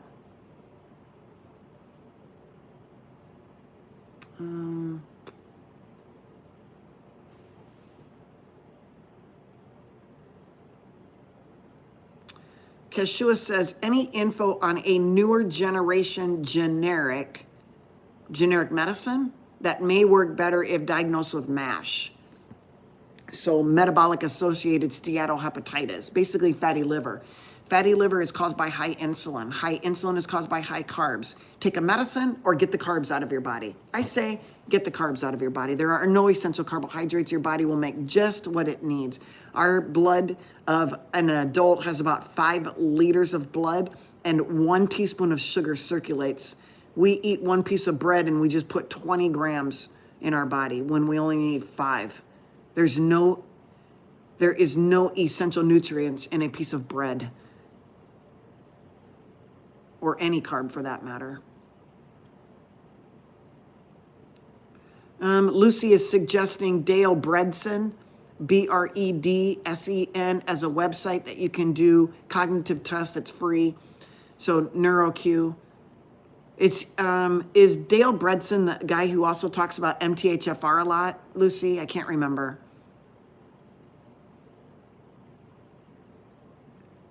Cape Fear. I saw that movie a long, long time ago. I don't recall what it looked like inside. All I remember is storms and death. So yeah, not a good movie for me. Facts says high protein, low carb, bariatric diet, lift weights a couple times a week. LDL is slightly above. I don't know what's slightly above what's considered therapeutic. I don't know who even said that, oh, this one is therapeutic, this LDL is therapeutic, and this LDL is not. Who came up with that? Was it Ansel Keys who said, oh yeah, if you got an LDL over 100, you're just gonna have a heart attack and die. Again, I know that it's hard because your experiences tell you that you're looking at these LDL levels and you say, well, they said, she said, everybody said that this LDL is the optimal. Who came up with it? Did they just like magically come up with some number, kind of like your blood pressure? I'm not on board. I'm not on board with saying something is magical. I want to look at the breakdown. I want to look at everything. I want to look for signs of metabolic syndrome. Do you have high blood sugar, high blood pressure, high triglycerides, a big waist size, a low HDL? I want to know those things. Okay, I want to know your insulin level. I want to know your A1C. I want to know your blood count. I want to know your liver function, your kidney function. I want to know all those things. Okay, I mean, it's easy for me to give you a diagnosis like MASH or NASH, like it used to be NASH, or simply just say you got fatty liver. Whatever the cause is, get rid of the cause. Okay, you just didn't develop fatty liver out of the blue. Something caused it, and that's ectopic fat production. Gluten is poison. That one's good. I love that. Yeah, I would agree. Have you heard of glutamate dominance? So glutamate is stimulating. GABA is calming. When you are in a high stressed situation, you have chronic sympathetic overdrive. That is high glutamate. Okay. It's fine if you need to run from a lion that's banging down your door, okay? But we see the lion, we see that we're safe, and then we're supposed to calm down. So glutamate comes down, GABA goes up. If a person has a ton of stress, a ton of constant sympathetic tone, glutamate is going to be very high and always high. And that person, whether your arteries are clogged or not, you're at high risk for a heart attack. You're at high risk for a stroke. You're at high risk for diabetes. You're at high risk of metabolic syndrome, high blood pressure. You're at high risk of not sleeping, which increases the risk of everything else. So yeah, gluten, I truly believe that we are a society of high sympathetic tone and not enough parasympathetic tone. And glutamate is just an indication of, yep, you're very high stimulation and you're very low GABA, you're very low calming. People don't even know that they're so stressed out anymore because they're so used to it. Chat with Lucy. I think of your mom. How is she doing? She is stable. Does she have pizza lately? Yeah, we were on a roll there every Wednesday. So we actually skipped a couple weeks. And so it's whenever we go to a doctor's appointment, that a lot of times it's once a week. And I take her to a doctor's appointment and then I get her a pizza because that's what she requests. And she'll eat a pizza for a week. She'll eat a piece a day for a week. And then we do it all over again.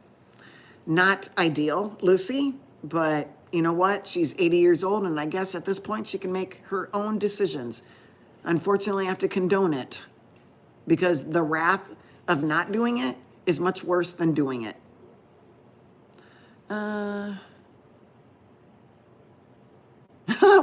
Froggy says to Truth Seeker, when I accidentally bought toothpaste without fluoride, my irritation went away. What is that? That's an awesome finding right there. That's funny. Blue Eye says good morning, so good morning back. Janelle, hopefully I got your question answered on the seizures. Alexa says, I love coffee enemas for liver detox. What do you think is a good idea? Not having the toxins in your liver in the first place. Again, coffee enemas are not not in my repertoire. You can do them. I don't know much about them, but my goal is to not put the toxins in my body because, I mean, you do the coffee enema once, you detox. Let's just say you can detox your liver. Okay, you do it for a day or two, then you are consuming the exact same foods, the exact same polyunsaturated fatty acids, the exact same smelly things in the air. You're going outside in the smog and the dust and you're breathing in all the heavy metals and doing the thing. I mean, really, what is your liver detox doing? Are you avoiding all the other things, especially with your diet? Are you exercising on a regular basis, lifting weights, living hefty weights, 80% of your 1 rep max? Those are the things I would focus on because there's more studies on them than doing a coffee enema. Truth Seeker, I agree. Yes, vasodilation, and yes, the sun for passive sweating. I would agree. Let's see.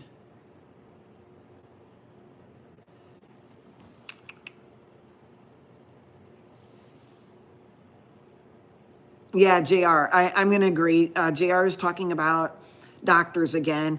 Healthy, not cured. So they're basically doctors are basically there to treat your symptoms.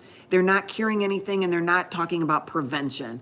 So yeah, they might keep you alive. Their goal is to keep you alive, but is the quality of life good? Is the quantity of life good? But yeah, you are going to keep coming back. You're a customer. But whose fault is that? Is that the doctor's fault? Or is it your fault, JR? Or I'm not saying your fault. I'm just saying in general. Is it the patient's fault? Because the doctor might see you twice a year. And so are you going to project all of your blame and blame it onto the doctor? Because the doctor just says, I made a diagnosis, here's your medicine. Then I'm not going to cure you. Now you could take it two ways. The doctor shoulda, coulda, woulda told me what to do to cure this. But is that really their job? I mean, they went to medical school. They should be doing that. But what they went to medical school for was to make a diagnosis and treat it with the medicine. That was medical school. That was residency. And that was 40 years of being a doctor. But I don't think you should project or self-blame or shift blame is what I mean onto the doctor for you having a disease and them diagnosing it and giving you the medicine for it. JR would say that's on you.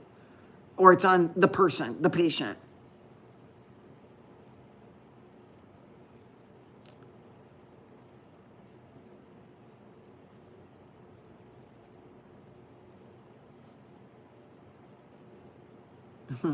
Thank you, Tanya. I appreciate you too. Froggy says, I do ask AI already questions, but don't trust all the answers. Well, the answers are programmed from a bunch of the same people. So if everybody who's programming AI says LDL is the cause of heart attack, then whenever you search on that answer, search about that, you're going to find that LDL is the cause of cancer, is the cause of coronary artery disease. The more and more people that enter into AI and feed AI information like, no, it's small dense LDLs that is the cause of the stickiness and the this and the that, and it's the injury to the internal lining of the artery that first is the initial cause that attracts the blood clot and the to form, and then the plaques harden and then they break off and do the thing. If you feed AI over time, all of us feeding in here's the people that say LDL, and here's the people who say it's an injury to the coronary artery lining that leads to a blood clot. It leads to an injury. It attracts a bunch of debris like red blood cells, platelets, white blood cells, all kinds of stuff to be the Band-Aid.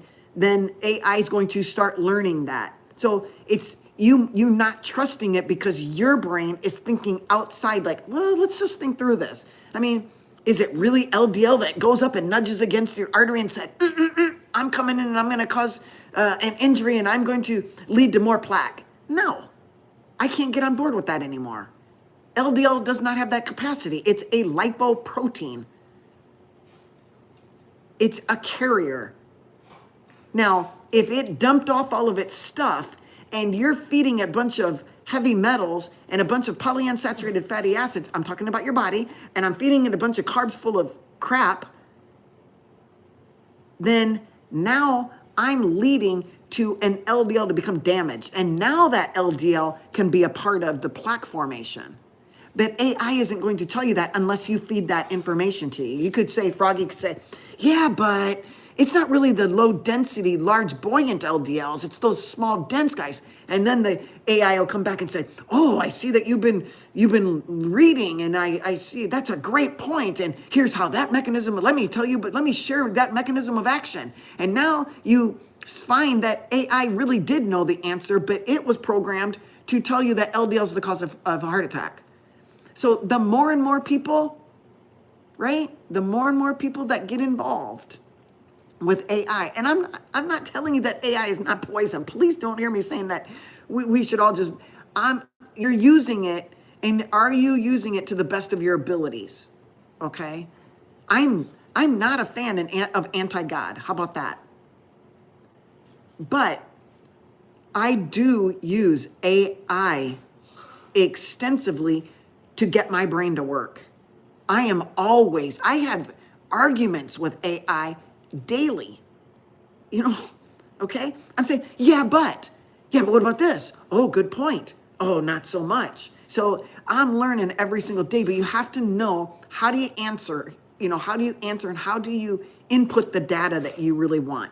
You have to still educate yourself, because I could put in something like, the ferritin is low, and AI will tell me that that person is iron deficient. And I say, oh yeah, but what if hepcidin is high and we got iron trapping going on because of blah, blah, blah. And they'll go, ooh, good point. I mean, they don't say like, ooh, good point. They'll say, oh, I'm glad you brought that up, and let's talk about that. So you have to actually have a little bit of knowledge. If you just go and say, hey, what is the normal LDL? It's gonna say, oh, less than 140. Unless, of course, you have coronary artery disease, then it's less than 100. But if you have diabetes, then it's less than 70. They're just this. If you want to use AI to its best of its abilities, use it as a conversation. And then every AI is going to be different. You got DuckDuckGo AI, you got Google AI, you got ChatGPT, you got Grok, and all the other ones, okay? And sometimes Grok is great for this, but DuckDuckGo or DuckDuck AI is really good for this. And Google AI is really good for this. Do you want immediate information? Or do you want old information that's been conglomerated and then you get an answer? Sometimes I like spur the moment. What is Grok thinking right now? Warren is listening from Fort Defiance, Arizona. Hi, Warren. Thanks for being here. So it depends on how you use AI and which one. I use them all. I like them all for different things, okay? I use them all for different things. I am increasing my knowledge by talking with AI. I can't get that knowledge by just calling up a doctor friend and saying, hey, what do you think? And talk for an hour to my doctor friend who's seeing 40 patients a day. No, not gonna happen. But I can have a conversation with AI and talk through things. And AI, guess what? Never gets mad at me. I might get mad at AI, but they never get mad at me. They're very calm, okay? They might tell me that I'm wrong, and I will say, prove me wrong. And then I'll tell them why I don't think I'm wrong. And then they'll say, oh, good point. But then they'll come up with something else. And then we talk about that. So again, it's how you use it, all right? So yeah, Penny, I agree. In general, most people are good. I mean, what is the definition of good? I just don't think that doctors set out to harm people. They might be ambivalent and say, you know what, it's you, I'm just the doctor, I'm going to tell you what to do, I'm going to make a diagnosis, pat myself on the back, give you the medicine, and I did my job. My job is not to coddle you or hold your hand or do this or that. In fact, my job is not really to tell you anything about what you got. That's your job. I told you got a diagnosis of asthma. You go look it up. Go look it up and find out your own things about it. I mean, really, the doctor is not even teaching anybody anymore, Well, the doctors that work online are, but you see what I'm saying is that's not the doctor's job. It isn't anymore. Their job is just to sit back, make a diagnosis, pat themselves on the back, and give you the medicine. Oh, it was Alexa that gave the $5 super chat. Thank you. I appreciate that. Let me give you my heart. There we go. Am I a triathlete? No, I am not. I lift weights. Iron weights, weightlifting lady doctor. That's where I got my Iron Lady Doc. I have never, nor will I ever be a triathlete. My dad did one triathlon. I was tired riding my bike beside him. I drove a boat alongside of him while he was swimming. Then I rode my bike while he rode his bike, and I rode my bike while he ran. That's the extent of my triathlete. And I don't think my dad would have ever done another one of those triathlons. And that was a half or a mini. It was a mini triathlon. Bruce says, I listen to podcasts and audiobooks. Awesome, but you need to really pick up a book and read it. Audiobooks, yeah. Danya says, I can see blackbirds causing me distress. Yeah, it's true. I can't even sit outside when they're out. I can't stand them. They might do a lot of good for the environment, but I don't have to tolerate them. Kayla says, does red rice yeast help with high cholesterol? Yeah, it brings down cholesterol, but why do you need to lower your cholesterol? Just a question. Let me know. Rusty asks, are cannabis products good for inflammation? I don't know. I don't know. I think of cannabis as being a plant, and I think plants are inflammatory. So no, in my logical brain, I would say any plant causes inflammation. So why would I put cannabis that messes with my brain function and causes me to eat crapola food? DJ says, iron isn't toxic in small amounts. Iron is needed. We need iron so bad. We have an iron problem in society. We do. Iron is needed, selenium is needed, zinc is needed. We just have a dysregulation of the best kind of iron, the absorbable kind, the usable kind, and where is it located? Is it actually being used? So we need iron to run physiologic processes in our body. But what is happening is we have built up, pent up, locked up iron in a form that we can absorb called non-heme iron, and a form when it's locked up, it's pent up and we can't get it out. So it's oxidizing inside our body, in the organs. It's iron in the presence of oxygen in our body and water that's in our body, and water, oxygen, and iron leads to rusting. So we are rusting in our body.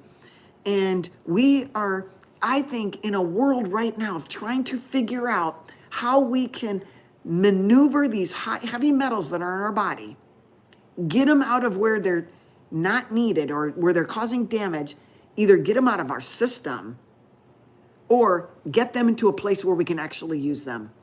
But when it's stuck in our organs, it's just simply oxidizing, it's rusting, and it's damaging us, and we're aging faster and faster and faster.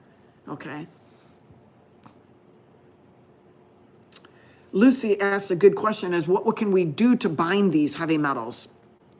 I mean, if Dr. Christie's listening today, she would say that it's glucophage all the way.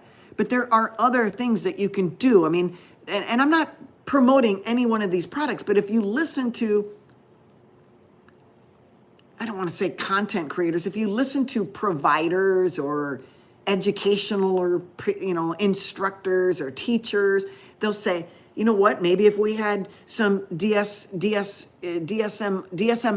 what if we had some MSM, whatever the things are that actually help bind heavy metals, maybe that would, I'm not, Lucia, to answer your question, I don't know, but I know that there are things, you could do EDTA, but is the treatment with EDTA more beneficial than it is negative? So we have to take all of these things into consideration, okay? And it's difficult, but I have listened to podcasts where they talk about heavy metal toxicity and how we bind, how, things are being used to bind it and get it out of our system. And sometimes on a long-term basis, maybe to treat somebody, it could take 10 weeks.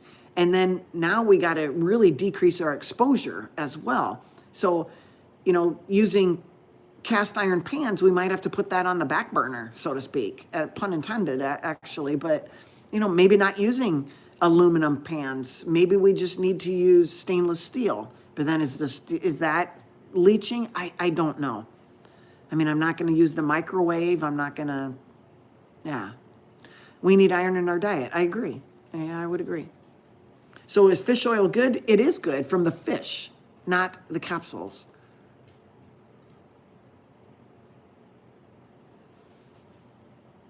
Okay. Yeah, that's exactly right, Lucy. Eating wild-caught fish for your omega-3s. You can even get grass-fed beef. You can do pasture-raised eggs. They're going to be higher in omega-3s.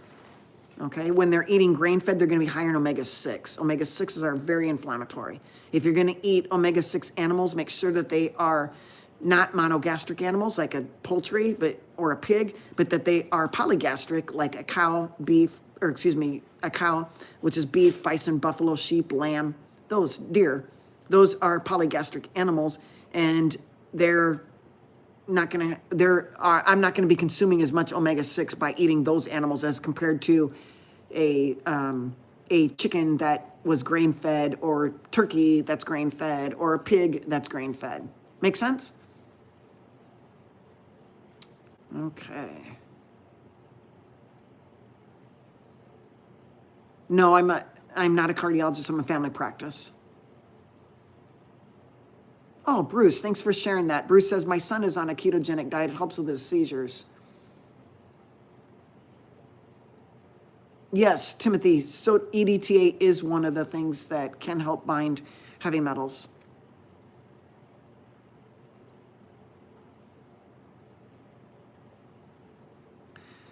Virginia asks, how long would it take to reverse fatty liver? You can see changes and decreases of fatty liver in just a few weeks. Do I think the fat jabs are dangerous? I think at high doses and over long extended periods of time that we have no idea, we are giving super physiologic doses of the fat jabs. And we don't even know. You guys are all guinea pigs who take them. There is no studies. The amount of GLP that is being pumped into us is so high as compared to what the normal body makes. It's unbelievable. Time will tell. They can already tell you it can cause blindness. They already told you it can cause pancreatitis. They already told you it can destroy your muscle through weight loss. They already told you that you can be nutritionally depleted because your calories of crapola is not nutritionally dense, and so you're basically just, you're losing weight. But is that they already told you that your bone strength is going to go down and you could get osteoporosis. They told you all the things. People just aren't listening. All they see is the scale. They just want their body weight to come down. That's their only goal.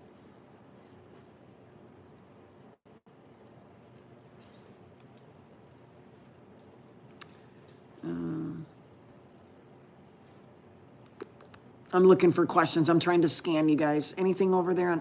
No, nothing on Instagram.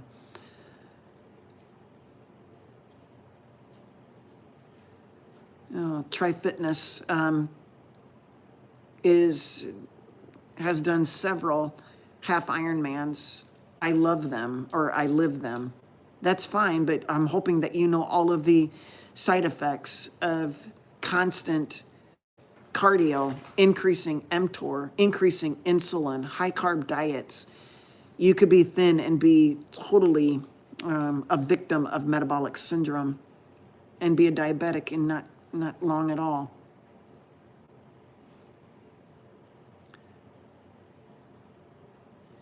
JV says, how do we get iron into our systems? You consume it, but you want to get absorbable forms. So heme iron would be 30% absorbable, whereas non-heme iron would be 3% absorbable. Lucy says, eat meat. There you go. JV says, is calf liver good? Any liver is good. Liver is great.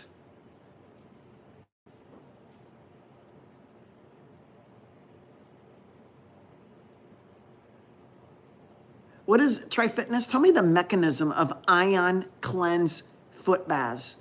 I'm just curious. What is, lay down.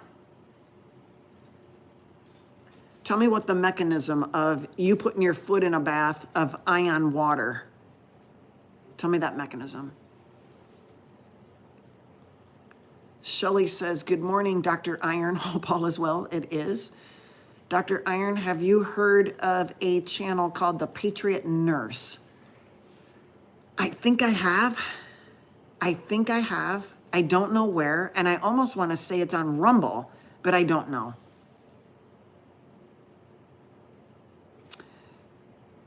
Why am I against all this cardio? Well, I think it increases our risk of getting congestive heart failure. I think that because of mTOR being elevated all the time and never having a chance to come down, either with constant exercise and constant calories coming in, that we increase our risk of growing cells, including heart muscle cells, and we end up increasing our risk of getting congestive heart failure, thereby leading to increased risk of atrial fibrillation. So, many of my athletes that are into these strenuous endurance activities have already got a little bit of congestive heart failure, and a few also have AFib, and they exercised all their life. All they did was, high amounts of cardio.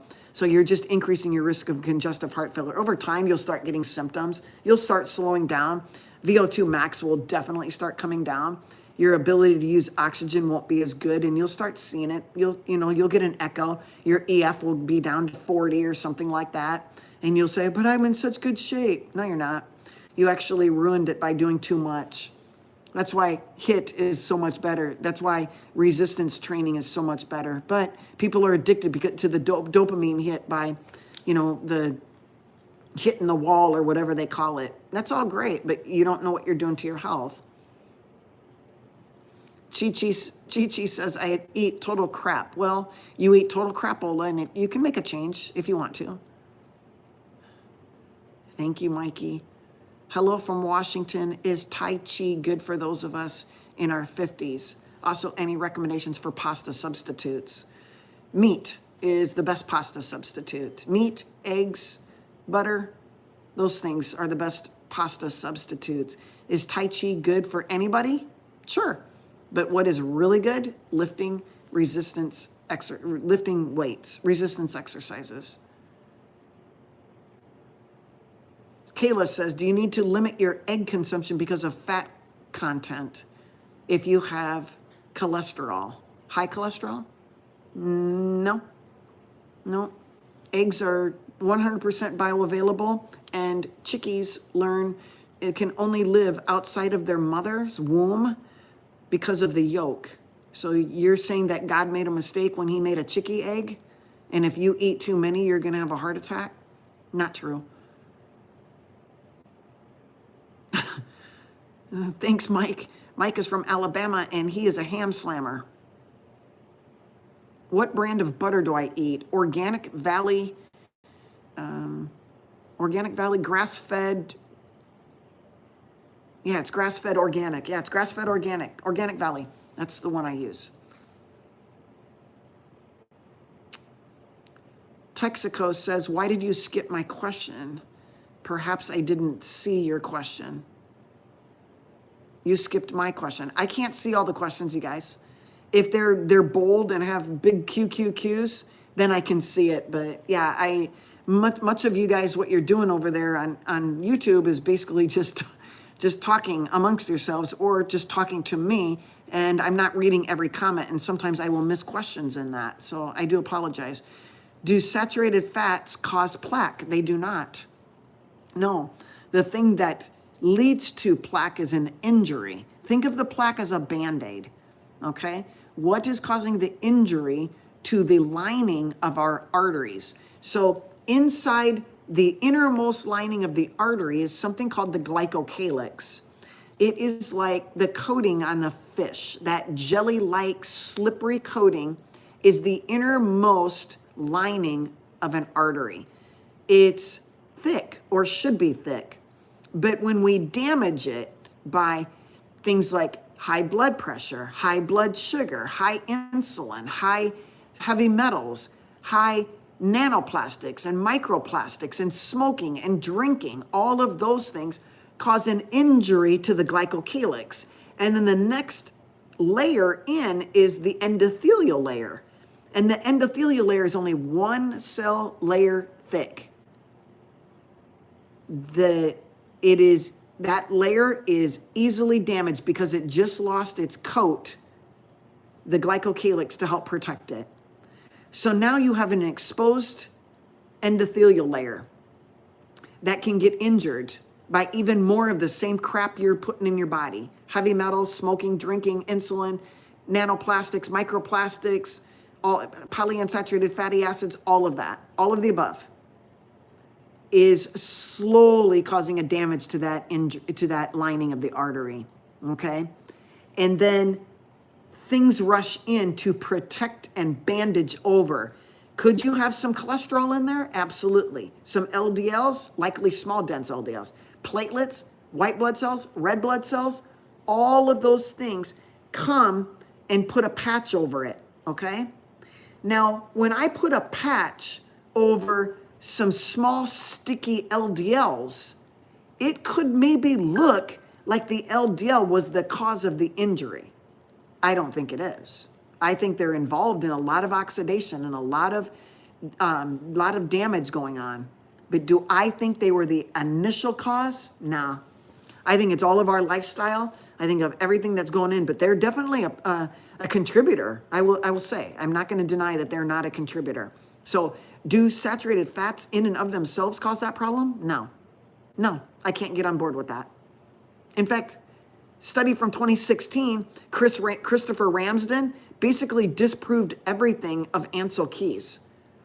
So he did a meta-analysis. You should look up Christopher Ramsden, R-A-M-S-D-E-N, Ramsden, and check out his paper that he wrote. It was a meta-analysis. It was excellent. It was done in 2016. We didn't even start talking about it really until 2019. Imagine that. I mean, why would we want to tell people that cholesterol is not the problem? Oh, Bonnie, you're very welcome. Thank you for being here. Please share and like. If you want to sign up for a consultation to go over your labs, go over your medicines, go over your medical conditions, sign up. Email me at IronLadyDoc@AOL.com. We'll spend some time. We'll spend time going over your diet, your exercise routine, your labs, your medical diagnoses, your medications. We'll go over everything. We'll spend some time together. And I think it's a small fee to pay to learn more and more about you individually, okay? And yes, Kashua, all of those things. Eggs, beef, deer, bacon, butter, fish, all of those things. All great stuff. All right. Oh yeah, please don't forget to put the like and the thumbs up. Hit the subscriber button and share. If you got anything out of this, even just see what she spoke at minute number 34, and you go, oh my gosh, Grandma needs to hear that. And you say, Grandma, start listening at minute number 34 for the next 5 minutes. Something like that. Just share it. You could help somebody. Even when you think you don't know you're helping somebody. I don't even know if I'm helping you guys. Okay? I'm just answering questions, and hopefully I'm helping you. I really do want that. I want to help you. I want to be right about what I say, but if I'm not, I'm going to keep learning. I'm not set in stone on everything I've told you today, okay? I need to keep learning. I'm on this journey together with you. I don't know it all. And when I don't know, I'm going to tell you I don't know, okay? But if I say in my truest of heart that sugar is damaging our body and that we could perform just as well in time when we're metabolically flexible on ketones, I think we would be having a lot more healthier people, and we wouldn't be seeing the doctor, and we would put them out of business. My patients actually put me out of business because I got them too healthy. I love that. All right, you guys, we'll be back, Lord willing. We'll be back tomorrow, Sunday, at 10 a.m. Central. So we are live on Instagram and YouTube every Saturday at 9 a.m. Central and every Sunday at 10 a.m. Central. Okay? And follow Froggy's advice. He or she uses ghee or butter or tallow or lard, and they got rid of the seed oils, the terrible 8. Sunflower, safflower, soy, canola, corn, cottonseed. So get rid of those. Are 6, grapeseed and rice bran. Those are the terrible 8. Get rid of them, you guys. You don't need oils. You need animal fats. So thank you guys for being here, and we'll call her quits today. Have a great day. Oh, gluten. Thank you. I don't know what European $2 is worth, but it doesn't matter. You're very kind. Thank you so much. You guys hey, as a follow-up, you guys are the ones that make my channel go, okay? It's very considerate. It's delightful to see $2 European or whatever it is. It makes me happy, and it makes me know that I feel appreciated, okay? I'm human. It makes me feel appreciated. So all of this adds up because I do this for free. I want to do it. So whether you gave me super chats and super likes and super stickers and all of that stuff, I'll be back. I'm going to be back because I want you guys to know what's going on, okay? Don't put all your chips in one basket. I'll end with that. Have a great day. See ya.